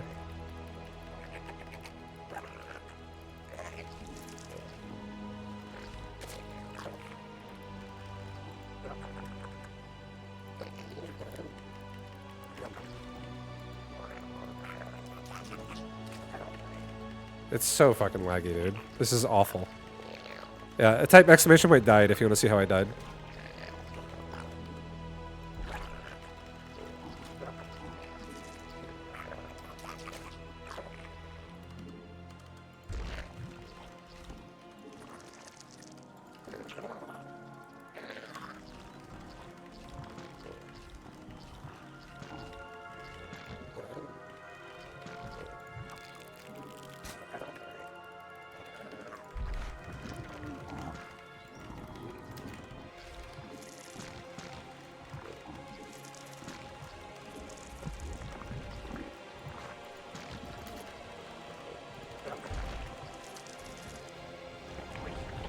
I'm just all-inning this game. This is way too fucking laggy. It's so bad.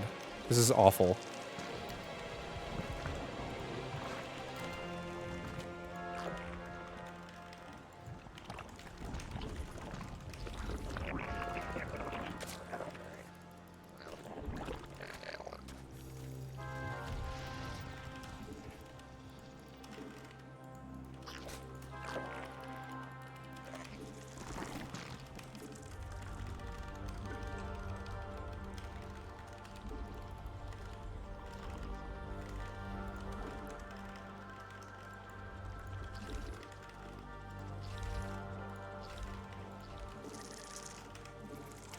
Drones are under attack. Are you serious?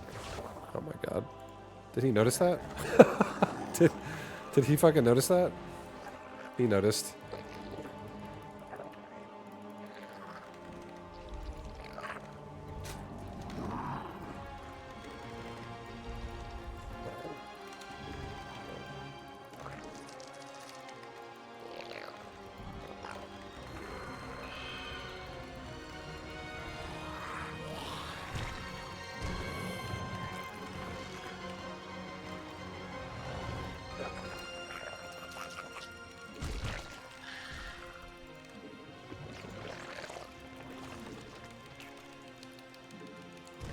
Our forces are under attack.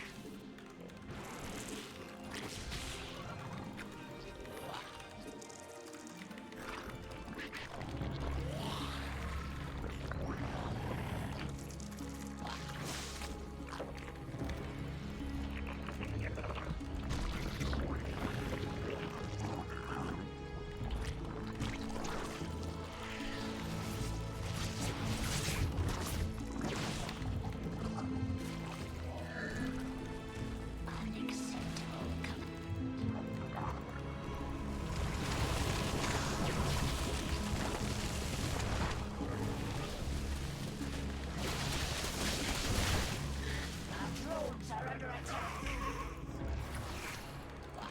Metamorphosis. Our forces are under attack. The hive cluster is under attack.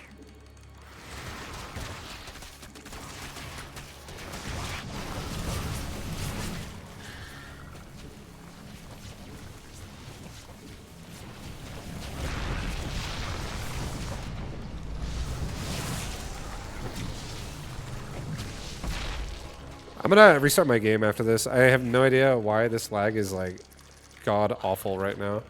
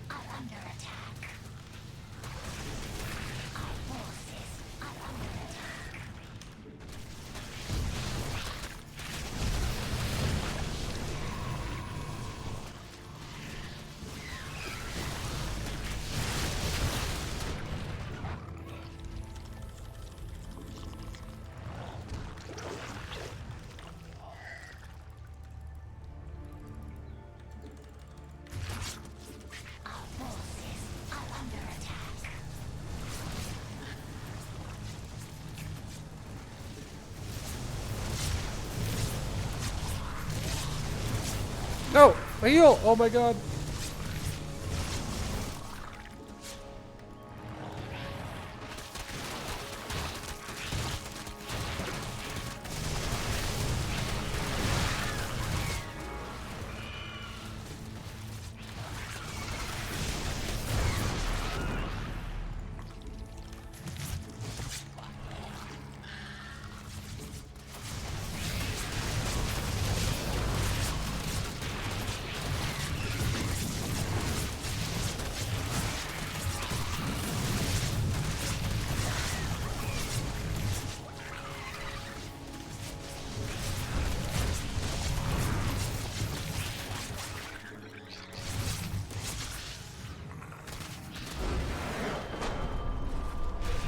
Oh, Jesus.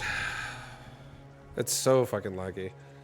I have no idea why it's so laggy, but I'm curious. I should ask. I don't know. I don't know if there's only one server. I don't know if there's only one server for PTR. It probably is. And like, I wonder if this guy is just fucking from somewhere else. Vibe, is it true that the Rizzler is actually really good at this game? Who's the Rizzler? Who is this in question? I don't know who the Rizzler is. You're East Coast? Oh, that was you again? Yeah, dude, it was that game was very, very lag spiky. I'm gonna restart my game. My shit's spiking like the entire game.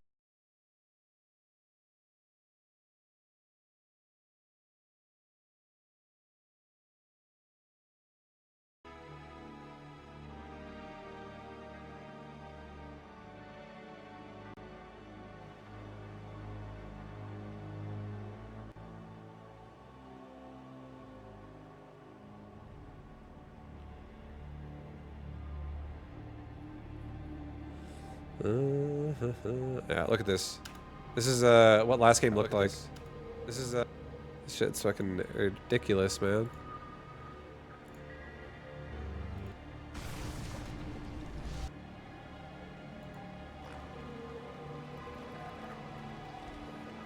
Here, I'm gonna let the probe run past me, and I'm gonna go to his base. Doesn't even look bad for you guys. On. What is going on? My fucking latency. Bro. It doesn't even is look this bad. Just like someone from Europe or some shit. What is this? It doesn't even look bad. Literally, my game is like fucking freezing for me. I think it's my computer. I think my computer's literally dying. Path of Exile broke my computer. If it happens again, I don't... Were you guys noticing it when I was fucking playing the game? Like, I don't understand why my stream is like so crisp.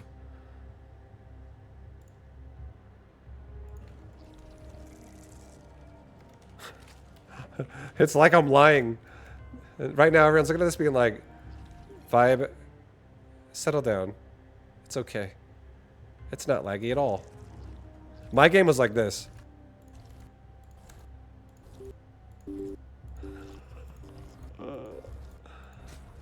Now it's all black. I also gotta make it not fucking full screen. Last game was running like shit, and now this game's running like shit.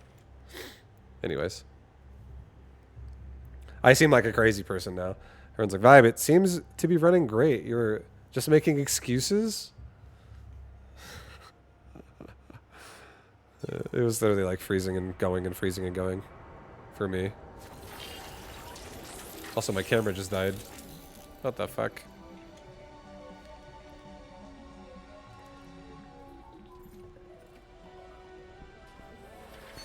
One sec, I'm trying to fix everything now. I need this guy with the what's this guy's name? Egon? I need him to help me.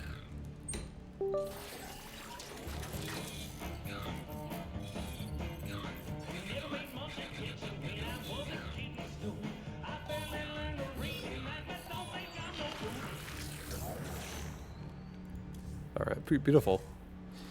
Absolutely beautiful. Windowed full screen, windowed.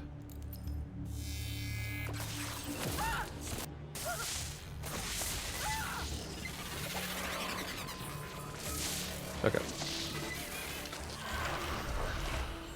Okay. Excuse. Excuse, excuse.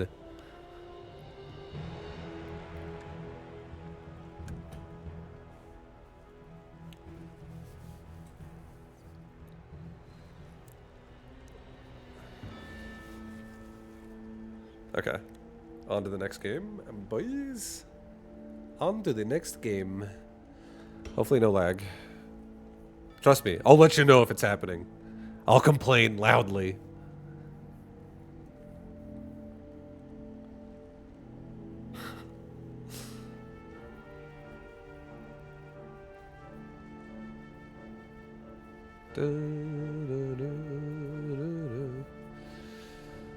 Oh, yeah.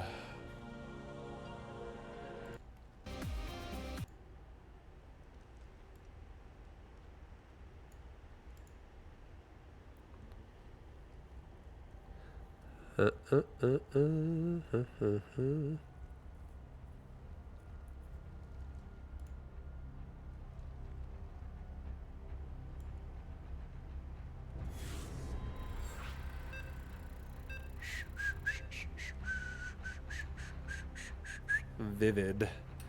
Vivid. I'm gonna try and do a burrow timing. How much damage? Does anybody know how much damage specifically snipe does? Is it more than a roach's HP now? Is it more than 145? Is it still like 170 or some shit? It's flat 170. Ah, fuck.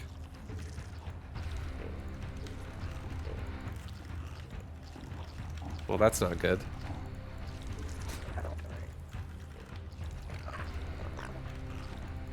It's okay. We're doing it anyways. I'm gonna go for a burrow roach rush. Get a little harassment in there.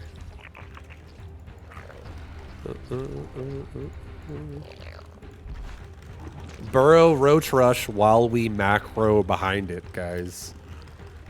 Hell yeah. Oh, hell yeah.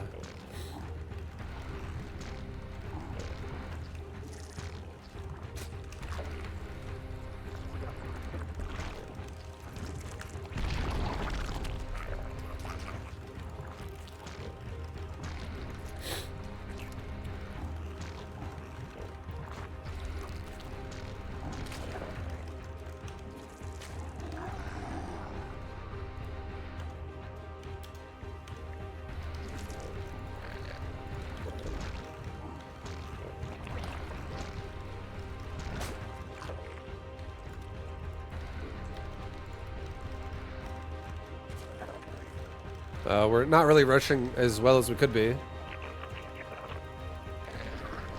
That's like a 10-second delayed roach horn right there. For after the pool. That was not necessarily great. But it's okay. Late vibu stream, hating himself on 8-worker mode. I'm not hating myself. I actually think the 8-worker start, it's actually more fun. I think this version of Starcraft being more unexplored again, a more new territory, is more interesting than more of the same old same builds everyone has been fucking using forever.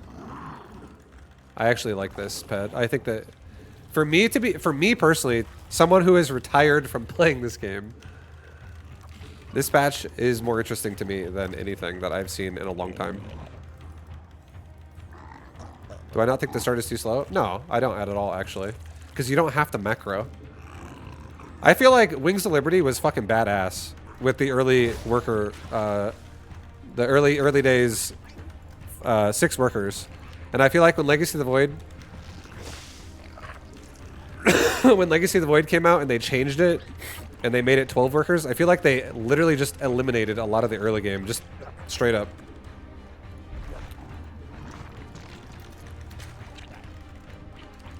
It's like there was a lot of cool subtleties that could exist in the early game, and it just got literally fucking eliminated.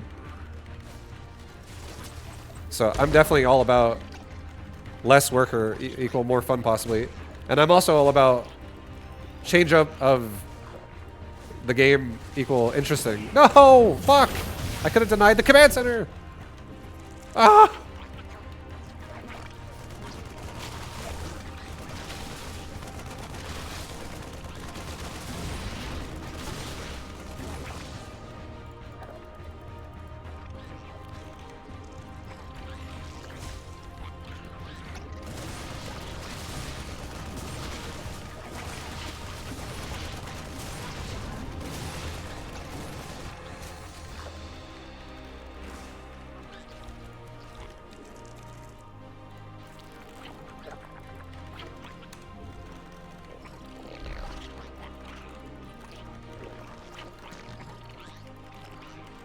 Do you think it's a good middle ground? Honestly, I would rather have even less workers. If you want my honest opinion, I would actually like the worker count to be even smaller. I would be down with a fucking 4 worker start. I feel like there's so much cool early game that can exist when it's like that. Like little plays like this suddenly actually start becoming more viable when the game is like that. I feel like it would honestly be more fun. I think when everyone just fucking agrees, like, yeah, I'm gonna do like the same standard defensive macro bullshit. It's okay. Not my favorite thing in the world.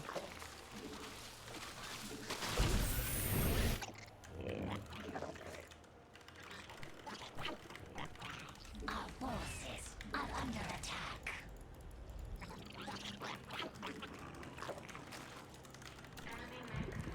I just feel like there's a lot of intricacies that can exist in the early game, and you really eliminate them all when you have more workers to start the game with.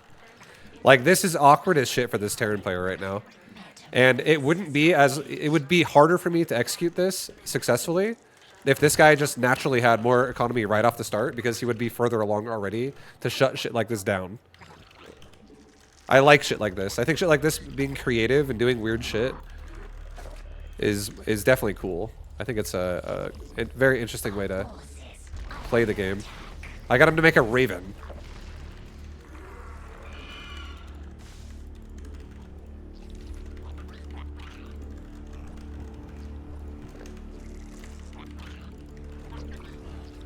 We're gonna do a +1 timing now.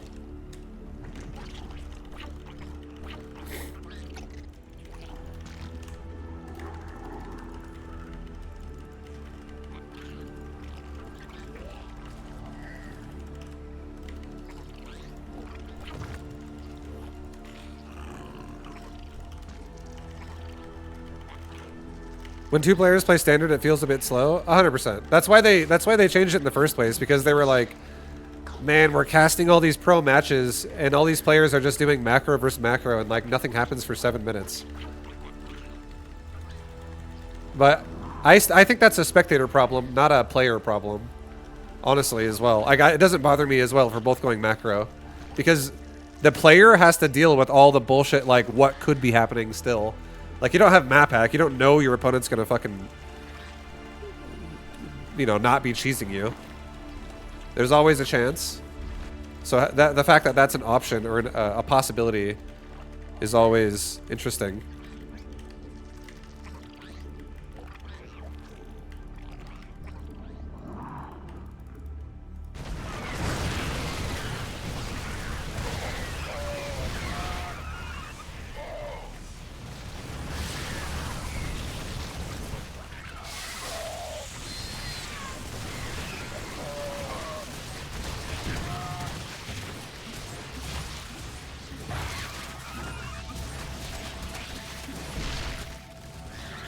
These things are +1 melee, so they kind of wreck.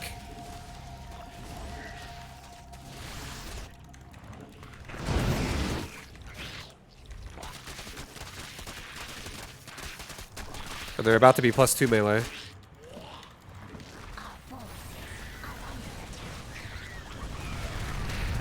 His bio right now is 0. It's actually 1-0. He has an upgrade.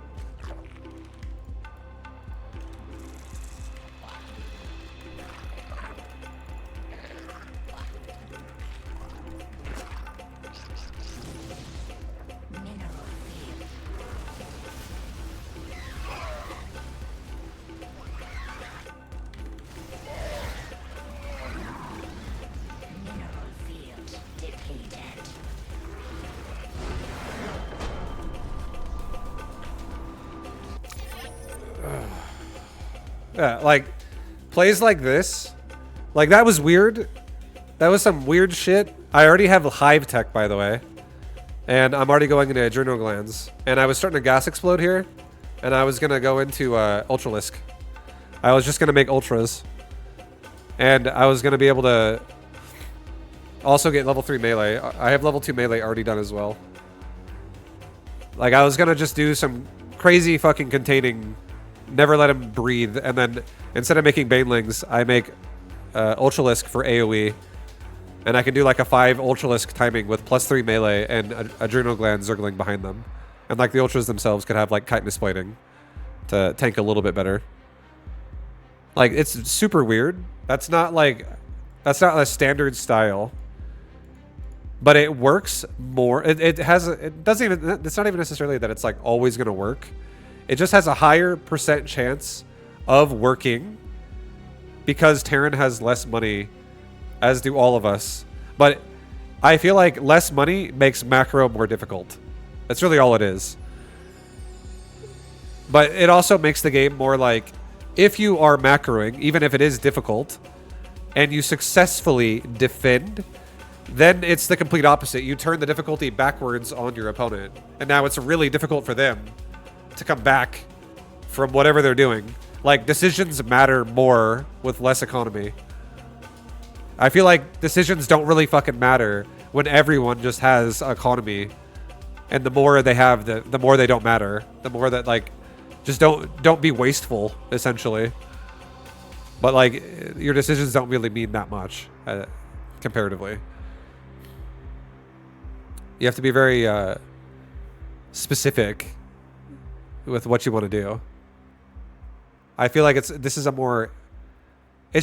more purposeful. I feel like this version of Starcraft is more purposeful, and it's not like, oh my god, this patch itself was so amazing. It's just the concept of less worker means more purposeful choices are having to be made, and I love it. I to be honest, I wish Starcraft 2 never went to 12 workers. Overall, I think just for the concept of playing the game, I think it's more fun with 6, or even like Brood War style with 4.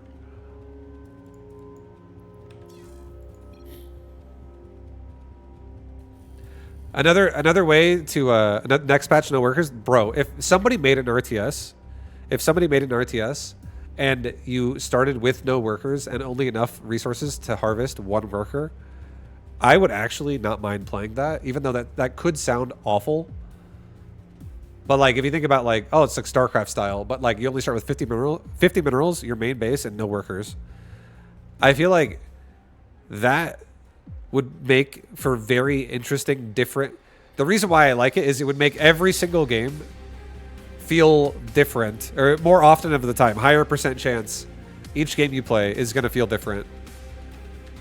The more economy you have, the more the game actually feels repetitive, because you can always like fall into the same build every time and not really like think about it too hard.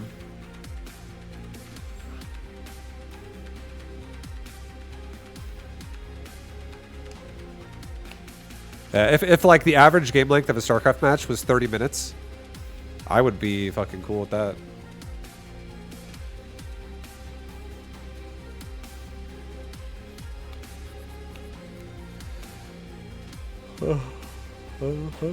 Yeah, to make sure everyone understands as well what I'm saying, I did not dislike 12 worker start StarCraft 2. I didn't dislike it. I just preferred less workers. I like it. I like less workers more. So, like, if I were to rate it out of 10, like 10 being it's fucking amazing, 12 worker start was like a 6 or a 7, and 8 worker start, I don't know yet. I haven't really made my opinion yet, but I still like it more than 12. I would say it's probably like an 8. Literally, 8 worker start, that's an 8 out of 10. Maybe a 9 out of 10. I think 6 worker start, honestly, was maybe a little better in terms of the severity of how broke you are early game. I'm going to do it again. I'm doing the same build. I feel like that was fun. I want to do it again.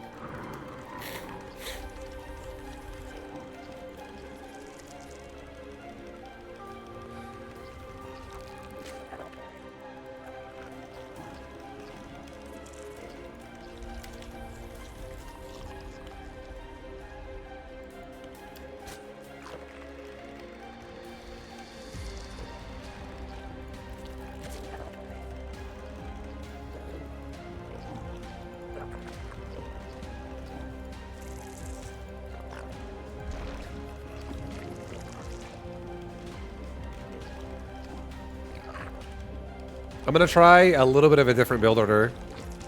I'm gonna be more aggressive with the roaches, less aggressive with the queen. Like, I'm not gonna get the queen so early. So I'm gonna be more aggressive with the timing attack itself and burrow faster. So I can apply more pressure.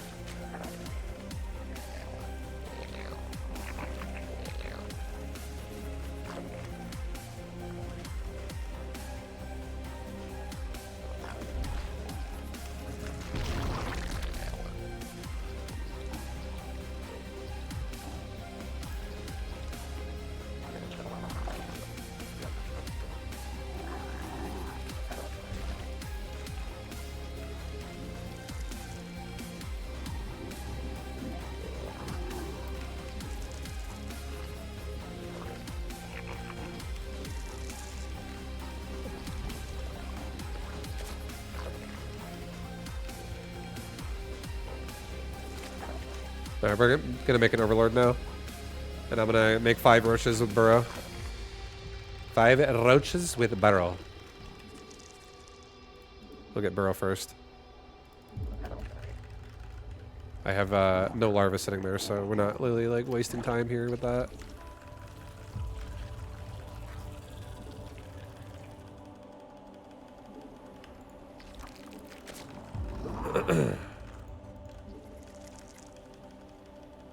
He's got a Reaper on his way to my base. The Reaper should be stuffed up by these roaches, no problem. And then he'll react. He'll react by making a fucking bunker. This guy's gonna make a freaking bunker, dude. Yeah, what up, what up? I'm already on my way to your base. What's up? Roaches.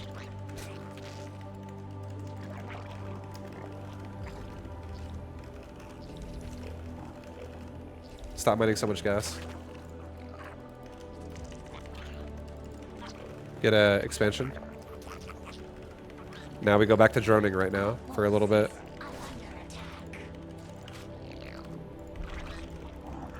He's already got a bunker on the way. We'll definitely burrow micro that thing. Oh shit.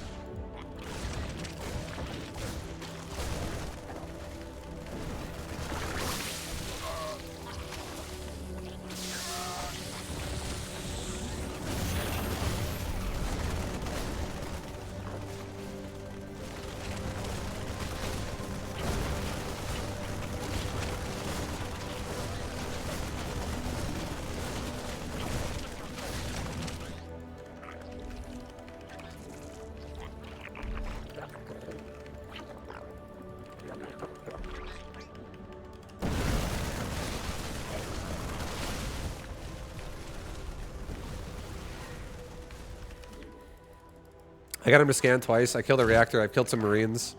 Definitely annoying.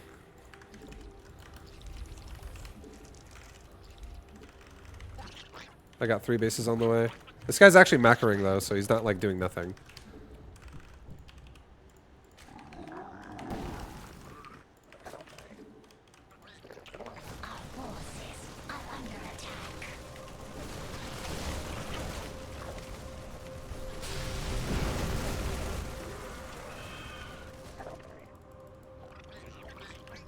That's 3 scans we forced already, dude. Okay.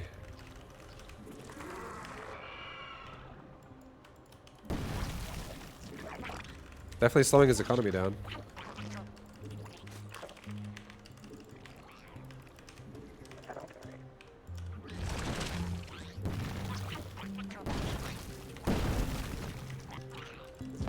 Oh, shit, he's got a tank. Now we have to chill out. But now he's 1 base economy. He did expand. He's 1 base. We made him scan a lot, and now he's got siege tanks. So he teched the siege tank, and we're chilling. Am I playing Beat the Heat later? Oh hell yeah! Beating the Heat all day. And I also made him make a Raiden.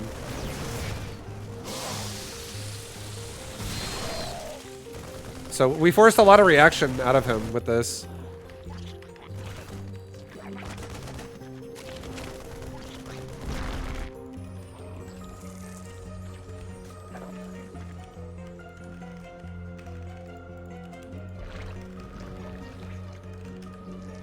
And now we're going to start making Zerglings. +1 melee mass ling is on its way. It's becoming a thing. This way I'm not only going to defend myself in case he does a timing attack, but it's also going to break his natural if he sets up a natural without making a wall off.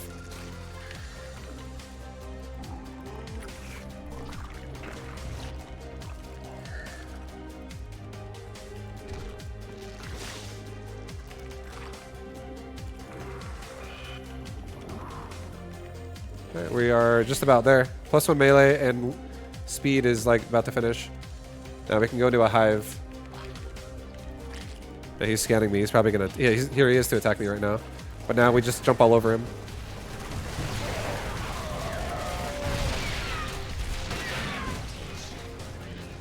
Let's go, baby.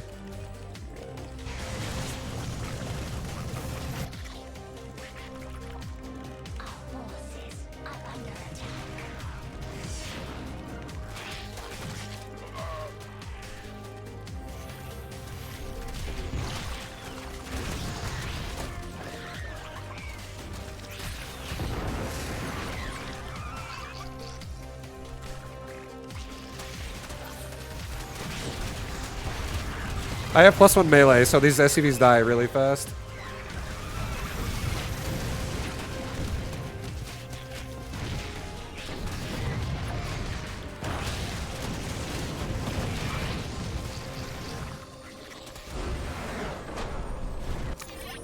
This kind of a... I feel like I don't have to play this way, but I like that it's like very viable. There's so many fucking... Like, I feel like the best way to say this is if you were like in a series with somebody, you're like in a best of 7 with somebody, you're gonna get so many more original games in that series with less economy. Like game 1, game 2, game 3, game 4, you're gonna get different games more often that are like, you're like, what the fuck is this? What the hell is he doing this time? What the heck is this? Like timing, strategy, whatever. Versus a lot of times in a series, I feel like you look at a series and it's like, this is his all-in game, and now he's not all-in. Now he's just gonna go back to just macroing, and we're gonna watch 2 players clash in the mid game or the late game, which it usually boils down to like the same composition a lot of times. Is it Baneling Rush time? I don't think Baneling Rush... Like, Baneling Rush is very viable, but it's not as good, in my opinion, as what I just did this game. Because Burrow on a Roach, it just allows you to repeatedly be annoying.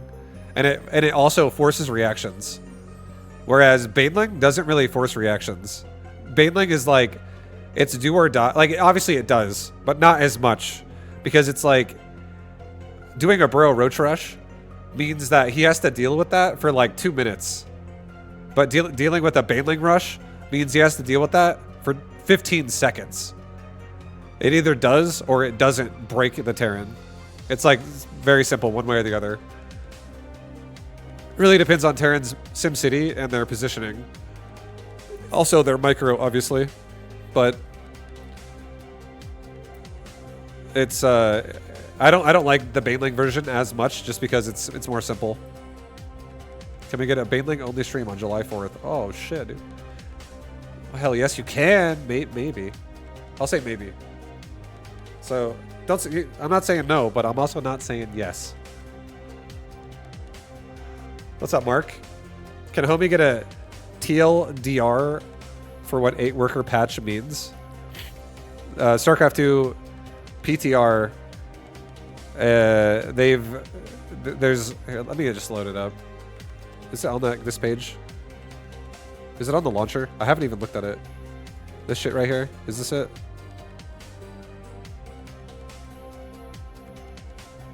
I don't know. I don't think this is it. Where's the PTR patch notes? Anyways, there's a patch that has a few patch notes that change a few things in the game, Mark. but one of the big things that changes is you no longer start with 12 workers. That like the way they changed it in Legacy of the Void from 6 to 12. Now it's going from 12 to 8. So you have a different economy. It's a weaker economy. There's my clip of me dying, if you want to watch that, Mickey. I fucking died. Yeah, and a lot. Overall, what it means is what 8 worker patch means is again it's just 8 starting workers for everybody now. But what it really does to the game is it adds a lot of layers to what can happen in the early game. And the early game is what develops a game to look like whatever it's going to look like towards the mid to late game. So there will be more variety in games because of it. The big thing it does, the huge thing it does, is it adds, like I said, it adds like layers to the early game. So a lot more different build variety can exist and all-ins can exist. And it's really hard to have a one thing solves all answers. Like you can't, it's going to be harder to be like, oh, I'll just do this one build because it beats everything. Which is kind of how people have been playing the game for a while now with 12 workers. You just like do a safe expansion and you kind of just like zone everything out. Which it's going to be harder to do that now. Like an example of it, an example of how this is different is if a Zerg player, let's say you're like in Zerg versus Zerg, and back the way it was before, one player goes 12 pool, the other player goes expansion first into a pool after expansion.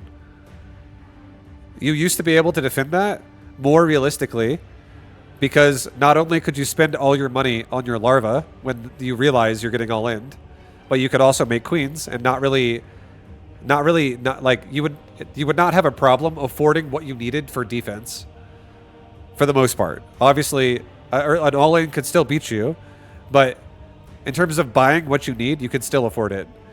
But now, if somebody were to 8 pool you instead, you're not going to be able to buy everything you could buy before because it's going to hit at a threshold where your money has not accrued enough to afford all the things you need. So you now have to be more picky and choosy with what you choose to go for, which could lead to death if you don't choose wisely. It's there. That's why there's more layers, and it's like that for every matchup. Like it's going to be easier now if Protoss or Terran goes for like an early expansion to get in their base and be annoying. Like it's going to be easier to like if you 8 pool a Protoss as Zerg, you could probably get in their fucking wall off, unless they don't expand. But then at the same time, if you force a Protoss to not expand and you do, that's something Protoss is going to have to deal with. There is going to be choices that are going to really, like, it's like a lot of games are going to derail one way or the other based on aggression from whatever people do. Like harassment is going to be stronger now in this kind of a patch.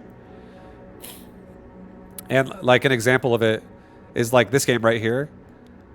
I'm just investigating for fun a 5 burrow roach rush into Speedling Hive Tech with +3 melee and adrenal glands.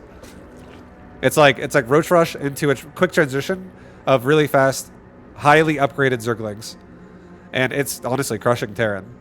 And the reason why it's crushing Terran is because of shit like this. Like, I'm doing the rush really fast. This is a 1 base roach rush. I don't even expand yet. He knows it's coming. He's building 2 bunkers because he scouted it with a Reaper, which is what standard Terran gameplay right there. And then we get to his base. Right now we have 2 less workers than Terran does. Terran did expand. If he expanded here, I could have honestly killed the SCV, and then I could have just killed the command center. So the fact that he expanded on the on the high ground means that it lives, because he can't really beat me with less. Like right now, he has 2 Marines and 1 Reaper. I have 5 Roaches, and I have Burrow. His army can't beat mine. The only reason why I can't beat him is if he's hiding in a bunker, and then the bunker adds a big meat shield that I have to kill to be able to even attack the Marines.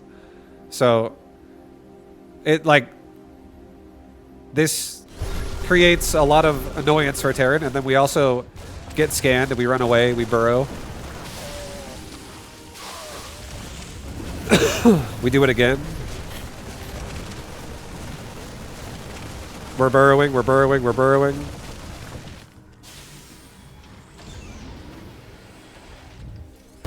We're killing his reactor.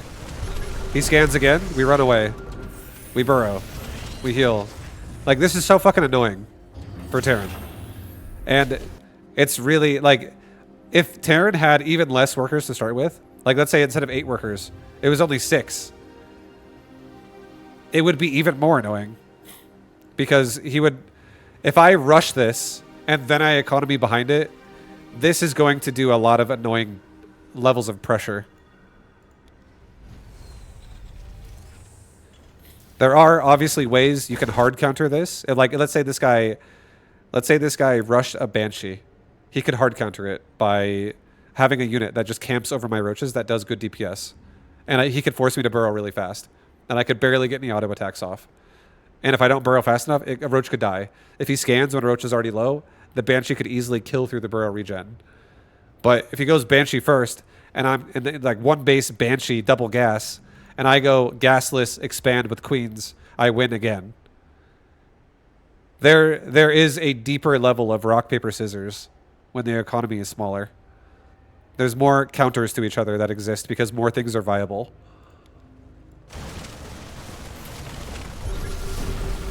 And then we run away again. 3rd scan. 3 scans. This guy is not using mules at all.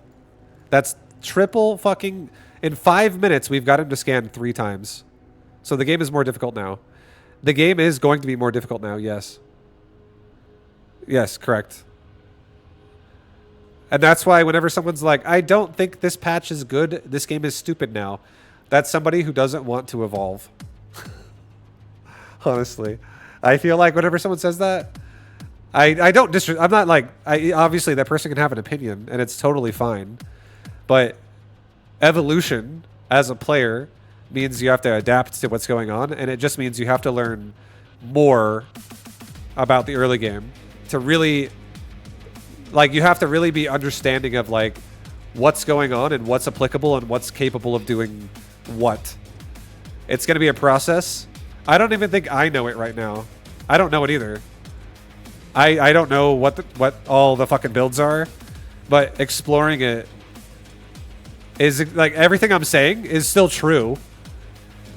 I played Wings of Liberty as a professional gamer, and it was 6 worker early game back then, and the levels of all-ins and cheeses people would do to each other was way fucking higher than what you could do in Legacy of the Void. So there'll definitely be a lot more variety and a lot more originality within the game. Obviously, there might be some people that are like, oh my god, the 5 burrow roach rush into mass speedling +1 melee. I'm going to do that every game.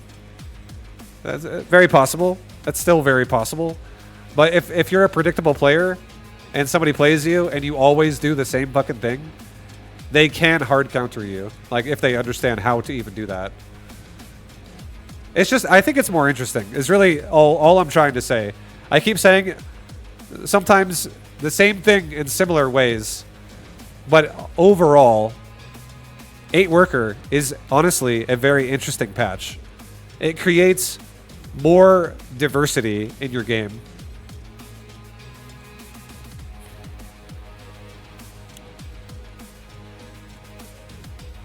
It became less mechanically demanding and more like Warcraft 3. I don't like rock, paper, scissors being the entire game. It's not. Rock, paper, scissors is not the entire game. All I'm saying is more things are viable. And 100% that does increase the skill level of this game. Like, knowing how to adapt and, like, basically, have you ever been in a situation? This is a good way to describe it.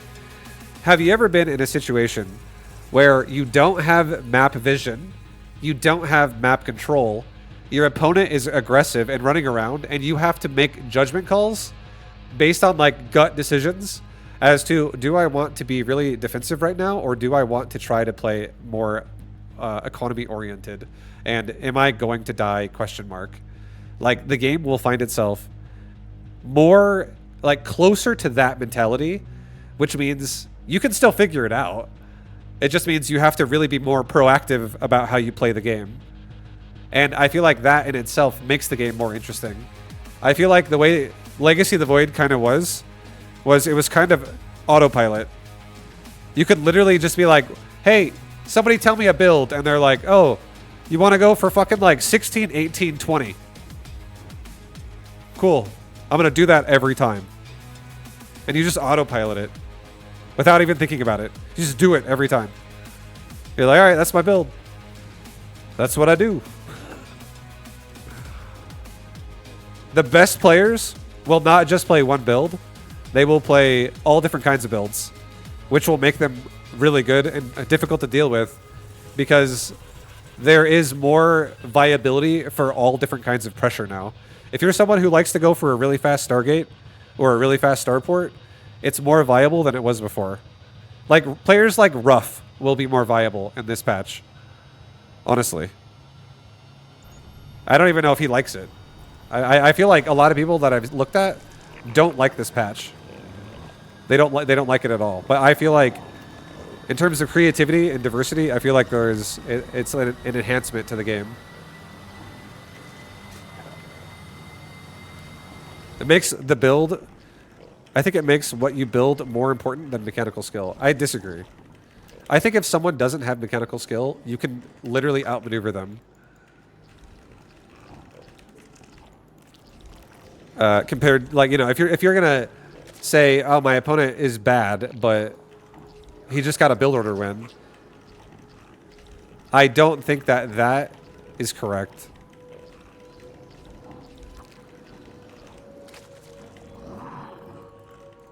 Like, there will be build order disadvantages and build order advantages. I do think that's 100% real. But I don't think it's so severe that just because you didn't build a building means you lose every time.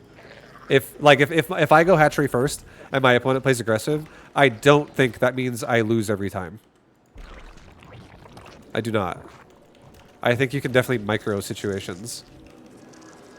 And you just might not understand a way that you can do that currently. Or maybe you just aren't like currently good enough with whatever the way that you're supposed to do it at executing it.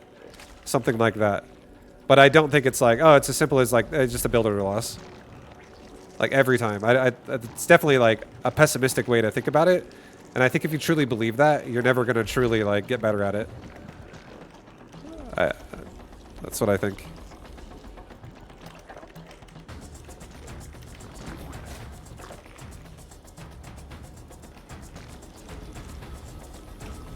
By the way, Protoss production works changed significantly in this patch too, which is interesting. Yeah, like the warp gate changes. I don't know all this shit by default, or like by heart. Sorry, I don't know it all by heart. I don't know exactly what they did, but I know they changed like warp gates, so like you have to pay like per warp gate now to like turn it into a warp gate, something like that.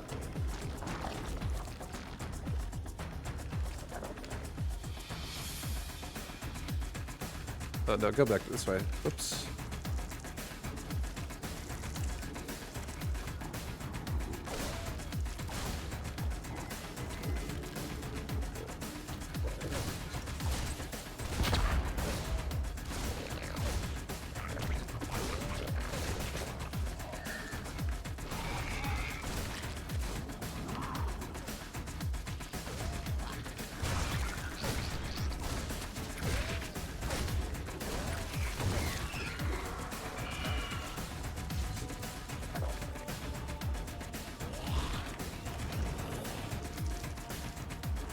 So like right now we're getting Reaper attacked, aggro Reaper, and we expanded.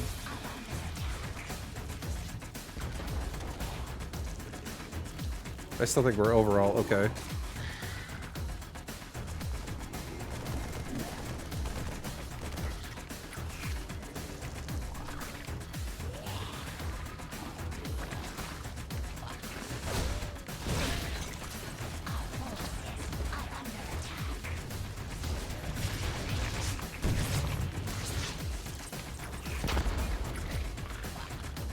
My Overlord died, unfortunately.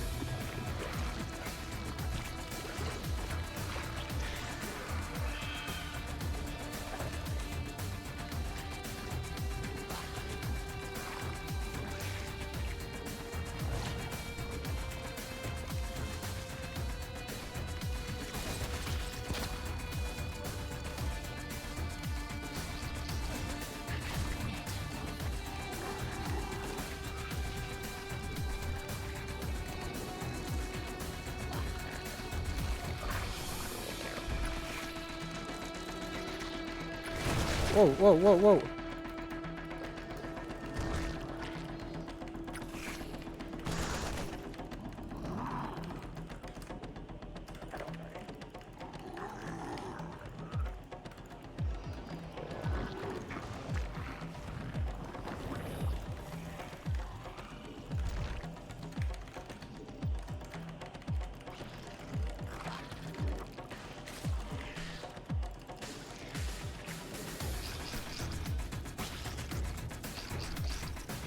He pulled the boys.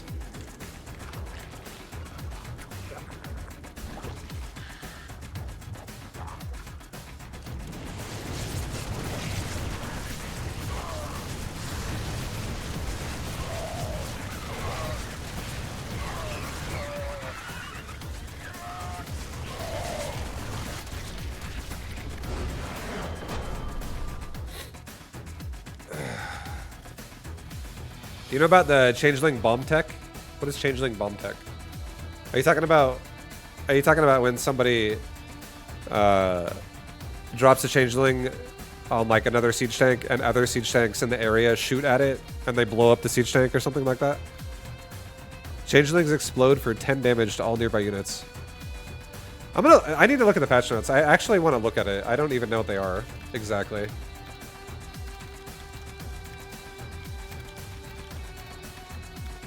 One sec, guys. This is it, I think, right here, right? Yeah, this is it. What does it even look like exactly? Yeah, I don't even know that's a thing. Starting workers changed from 12 to 8. Default mineral patches are now smaller on the big ones and they're larger on the small ones. Total resources is 300 more per base. Gas is 250 more per geyser, so that's a total of 500 more gas per base. Total default gas per base increased from 4,500 to 5,000. Rich Vespine gas geysers harvest return value decreased from 8 to 6. So it's weaker now to go for like weird cheese with gas, rich gas. Hatchery now gives you 2 less supply. Creep now has less speed. Speed/recede rate slowed from 0.45 to 0.55. So less...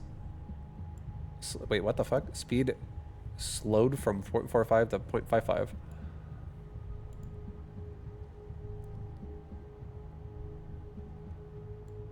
What is it, like 0.45 spread and 0.55 like despread, like when it gets killed? I don't understand what the fuck.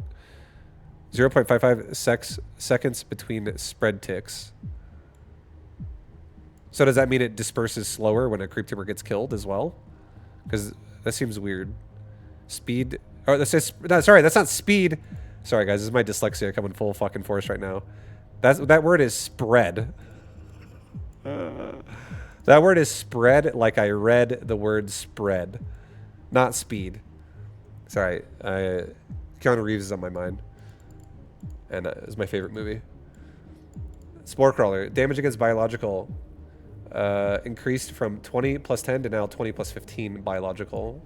So it fucking annihilates Mutalisk. Also really good against Corruptor. Like if you're in a ZVZ and your opponent is going for Corruptor and against like your Muta, which does happen sometimes, that Spore Crawler will fucking annihilate a Corruptor as well. That's 35 damage a shot against all Zerg air, basically. No other air unit gets affected by that. It's just ZVZ only. Carapace. I like this. I've already noticed this. I actually, the fact that it's cheaper, it's quite nice. Also, Spire is cheaper too. I don't know if that was changed a while ago. It's not. I don't see it in the patch notes. But Spire now is also only 150, 150. That shit used to be 200, 200 last I remember. So also like cheaper. Infestor. Microbial Shroud range increased by 3. Microbial Shroud can now be cast without requiring an upgrade from the Infestation Pit. Okay. Neural Parasite on Builder SCVs will only expire at structure completion. All right, guys, we're going to do some... You guys want to see me play ZTVT? Huh? Would you guys like to watch me nuke somebody with Terran while I put a Nidus Worm in their base? I literally used to do that. That's pretty funny. Now has an auto attack weapon. Okay, this is definitely like a noob pad. That's for players who just want to A-move. Viper. Abduct now considers sieged up tanks a valid target. What it was there a patch that was like you can't abduct a tank when it's sieged? Again, last I remember, you could always do that, so I don't even remember that that was a thing. So that was probably more recent. They like reverting this change, it looks like. Overlord speed without pneumatized carapace decreased from 0.9 to 0.7. Okay, so it's just slower. They're like, fuck overlords. Can now issue load nearby units command. That's definitely a Terran thing. I know that all the races have that now, and that's definitely for medevacs. No, Zerg could use this, but like 1 out of 100 games, or maybe 1 out of 20, or something like that. It won't be common. Maybe some Zerg out there is going to be like, this is my time to have my flair, and I'm going to be the drop lord king. Who knows? Maybe someone's going to be like that. Overseer, changelings automatically inherit the current order queue of the casting Overseer, and changelings' deaths are contagious to other nearby changelings. Is that what you're talking about? Does this mean it does 10 damage? Is that what that means? What the fuck does that mean?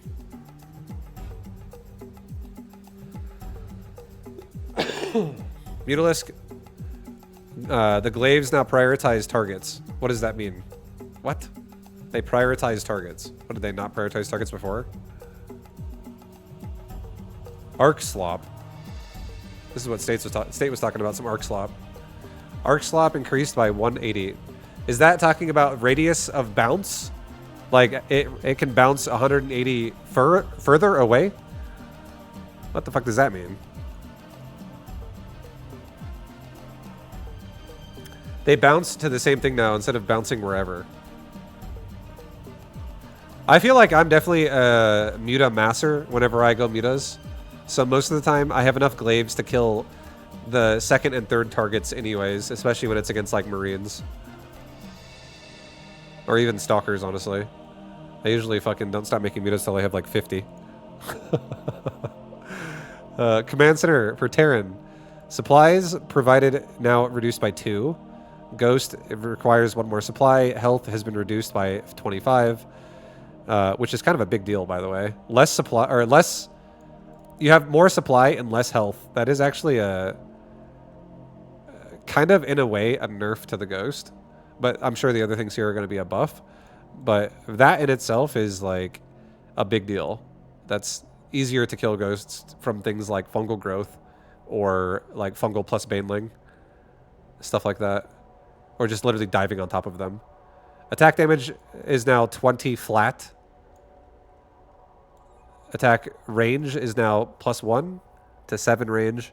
Steady targeting damage increase from 130 plus 40 to now 170. Yeah, I wish it was still kind of like that, because if it was like that, you could do the burrow roach rush and still survive a snipe and burrow it and heal it back. But you can't if it's just 170. It just one-shots you. Sad day. I feel like the guy that I played earlier today that went Hellbats and Ghost, if I went 5 burrow roach rush against him and he opened Ghost, I would not beat that. I would definitely get shit on by that. The second I come out of burrow, he's sniping a fucking roach out. Energy cost is increased by 25 to now make it 75 energy. That's a big deal. That's also definitely a nerf. You can only snipe 2 times now before you're literally out of mana, essentially, and having to wait for more to snipe a 3rd time. It no longer cancels upon taking damage. It definitely can. You can cancel it because you can kill it as long as you rush it with something. Like if you have banelings on creep rushing into ghosts, you can definitely kill them pretty fast. As long as you don't run into like something else that AoEs you, like a Widow Mine.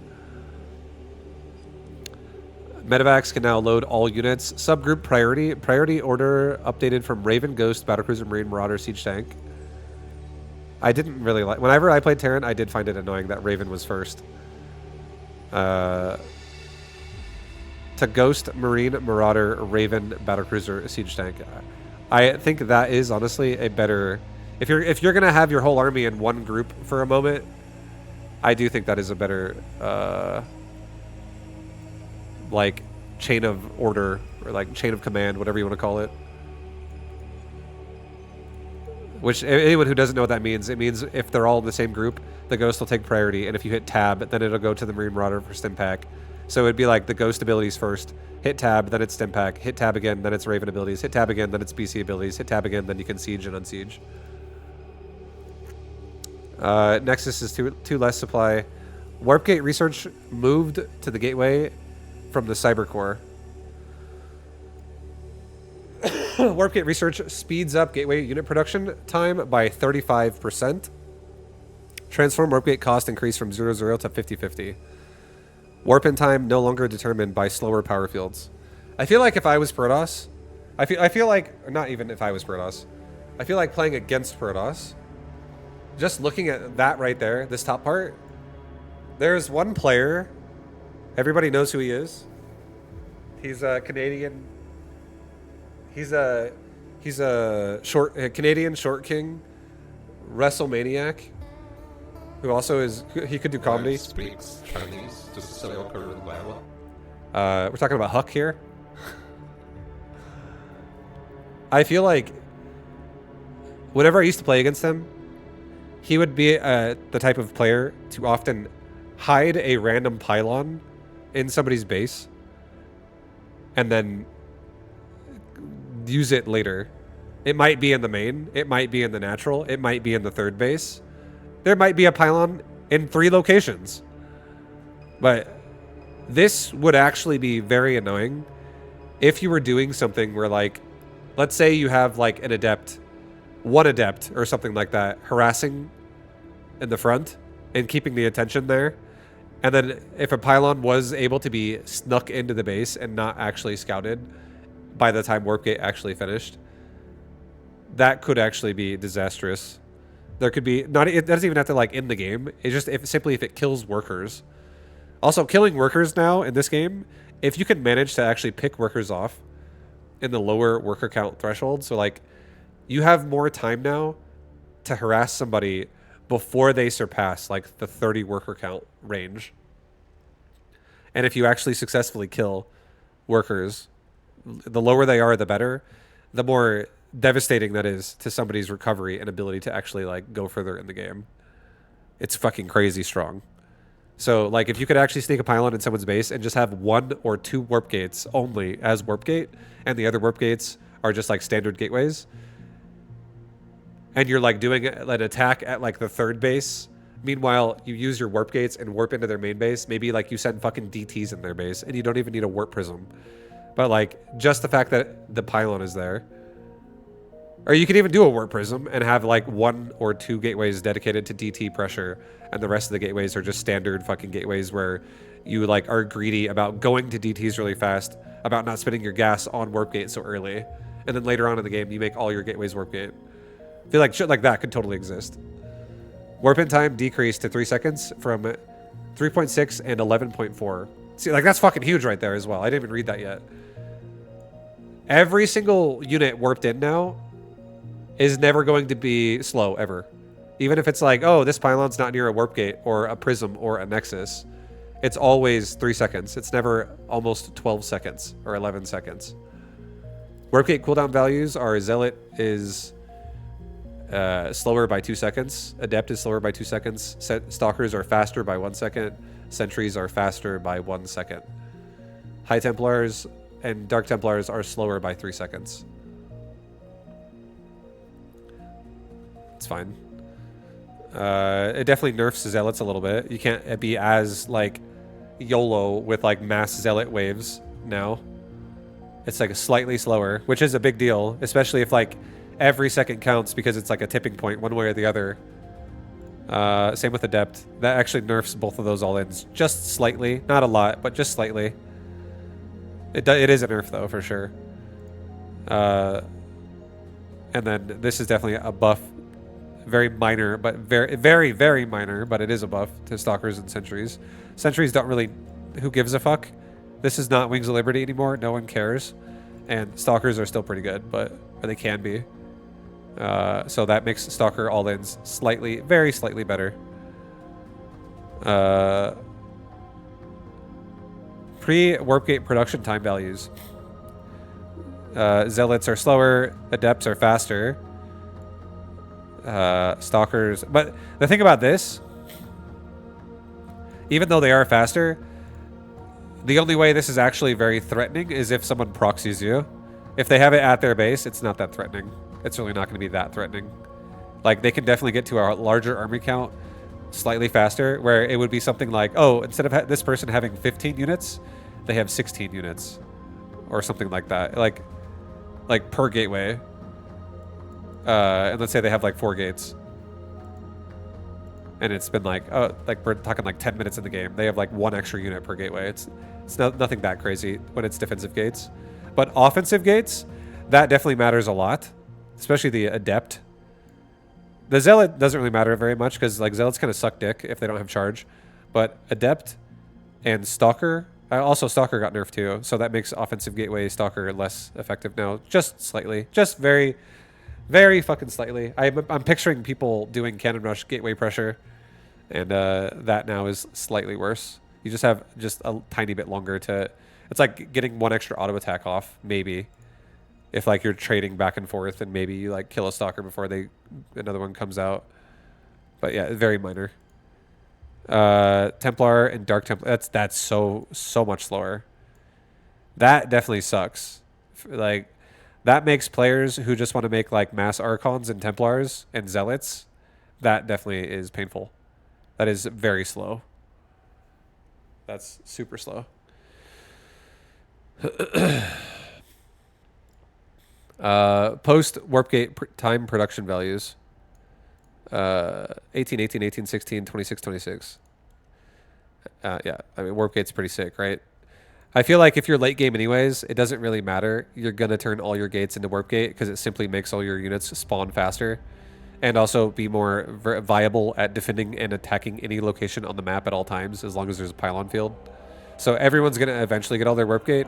But I feel like these changes with the Warp Gate, it really actually, I feel like it gives more variety to Protos's early game as to what options they have to do things like, oh, I'm going to tech really fast, and I'm not going to make all my gates Warp Gate right away. Like, again, I think a easy example of this would be a Dark Templar Warp Gate off of just, like, 1 Warp Gate. Like, you rush a Dark Shrine, and you get, like, 1 fucking Warp Gate, and it literally just warps into someone's base, and all you're doing is, like, trying to kill workers with it. And then later on, when you have more money to spare, then you, like, obviously you have more Warp Gates. I feel like it's interesting. It's interesting change. I don't know how I feel about all of this exactly, but... I feel like it's going to, at the very least, it offers more creative playstyles because now you can actually be choosy whether or not you're going to spend gas on tech or on warp production. Like, what are you going to spend it on? It also nerfs things like Zealot all-ins because not only are Zealots slower to be made now with both and with a warp gate and without a warp gate, but now you also have to get more gas and not just mine for enough for like a prism and Zealot speed and be like, I'm done. And warp gate itself, like, which is only 50 gas. Now you have to mine enough gas to make all of your warp gates, which could be probably like 8 gateways potentially. So that's an extra 400 gas right there. Really 350 if you count that 1 gateway would be the same as warp gate itself in the past. which is 50-50. Like 50 gas for 50 gas is what I mean. Same cost per gateway. Sentry hallucinations automatically inherit the current order queue of the casting sentry. High Templar Psi Storm total damage reduced by 10. Does it still last for like 10 seconds? Now has a phantom attack weapon. That's definitely an auto attack, like one control group kind of change right there. And Warp Prism can now issue load at nearby units. No one cares. No one will. It's not a big deal. Actually, for a Warp Prism, to be honest, that might actually be good for a Warp Prism. Because if you can now move, if you have a Warp Prism, let's say the Warp Prism is the green circle, okay? And let's say the blue circle is a Stalker or an Immortal or an Archon. And the pink circle represents the pickup range for a Warp Prism. If you can now move a Warp Prism like this direction and then hit the hotkey that's like load all nearby units and then drop, and now the unit, the like the Stalker or whatever is like there, and you're still moving that way, and you go load all nearby units and then drop, load all nearby units, drop, load all nearby units, drop, load all nearby units, drop. Like that makes that kind of micro way easier. Because before what you had to do is you had to target the unit specifically, and if you did it exactly on the unit, it would not, you could like right click the unit essentially. Like the Warp Prism could be running to the right, and you could right click a unit going to the left, but the Warp Prism would still move to the right if you don't miss target the unit and like, oh, I'm accidentally targeting the ground or some shit. Whoops. But yeah, that could definitely be abusable for Warp Prism because Warp Prism has pickup range. So they could literally pick up a unit, maybe. I don't know, I'd have to see it. I haven't actually seen it happen yet, but I would be curious if that's how it actually works. That definitely makes, like you could, if that's how it works, things like Colossus Warp Prism drops, where like fucking Nina style, where you drop a Colossus in someone's base, and then you just like fly it around with a fucking speed prism. You could just be like drop, load, drop, load, drop, load, drop. You just drop, and you have like the rhythm of like, you only wait long enough for the auto attack to go off, and you load again. That just makes that micro super easy if that's how that actually works, which will be annoying for non-Prodosses. Archons are annoying for Zerg, and Colossus are annoying for Terran.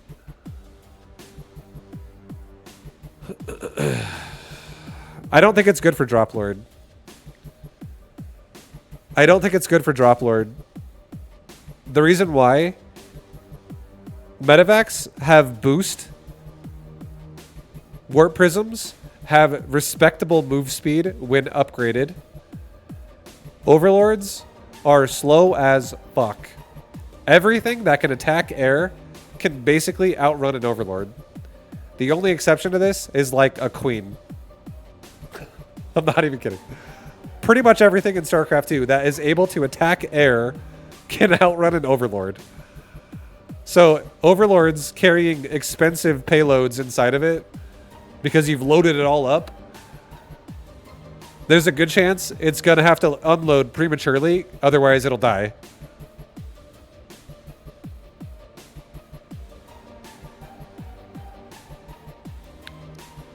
So it's definitely kind of rough. Like, you could use it if you're panicking and you're like, oh, I can't click the unit. Ah! Load with button, the hotkey load. Load all nearby units. Like, obviously that makes your life a little easier. It micros for you. But again, the key word there is nearby, so you're going to have to be near it as well. And Overlords, if an Overlord came to pick you up, it's probably not going to get you out of there. Like, the difference of, like, an Overlord to either a Warp Prism or a Medevac would be like, an Overlord would be like, imagine like a zombie game, like Resident Evil. And imagine your units are like, come get us, come here, come on, we need help. It'd be like the Overlord has to like land on the ground, and then it's like, we're gonna be here for 5 minutes, guys. Hurry up. And in that 5 minutes, zombies fucking run out of the fucking grass or the woods or whatever, and they jump all over the helicopter, and suddenly the helicopter like starts taking off while the pilot's getting his neck bitten in half, and then they just crash into a tree. That's about the success you're gonna have with overlords in this game. I hope that paints the picture very well for you, because that's really what it's gonna be like. The overlords are not getting out of there.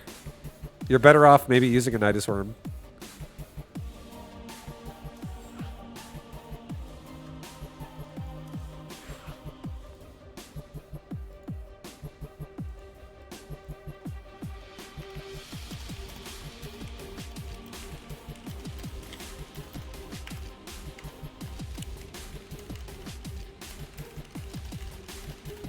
All right, guys.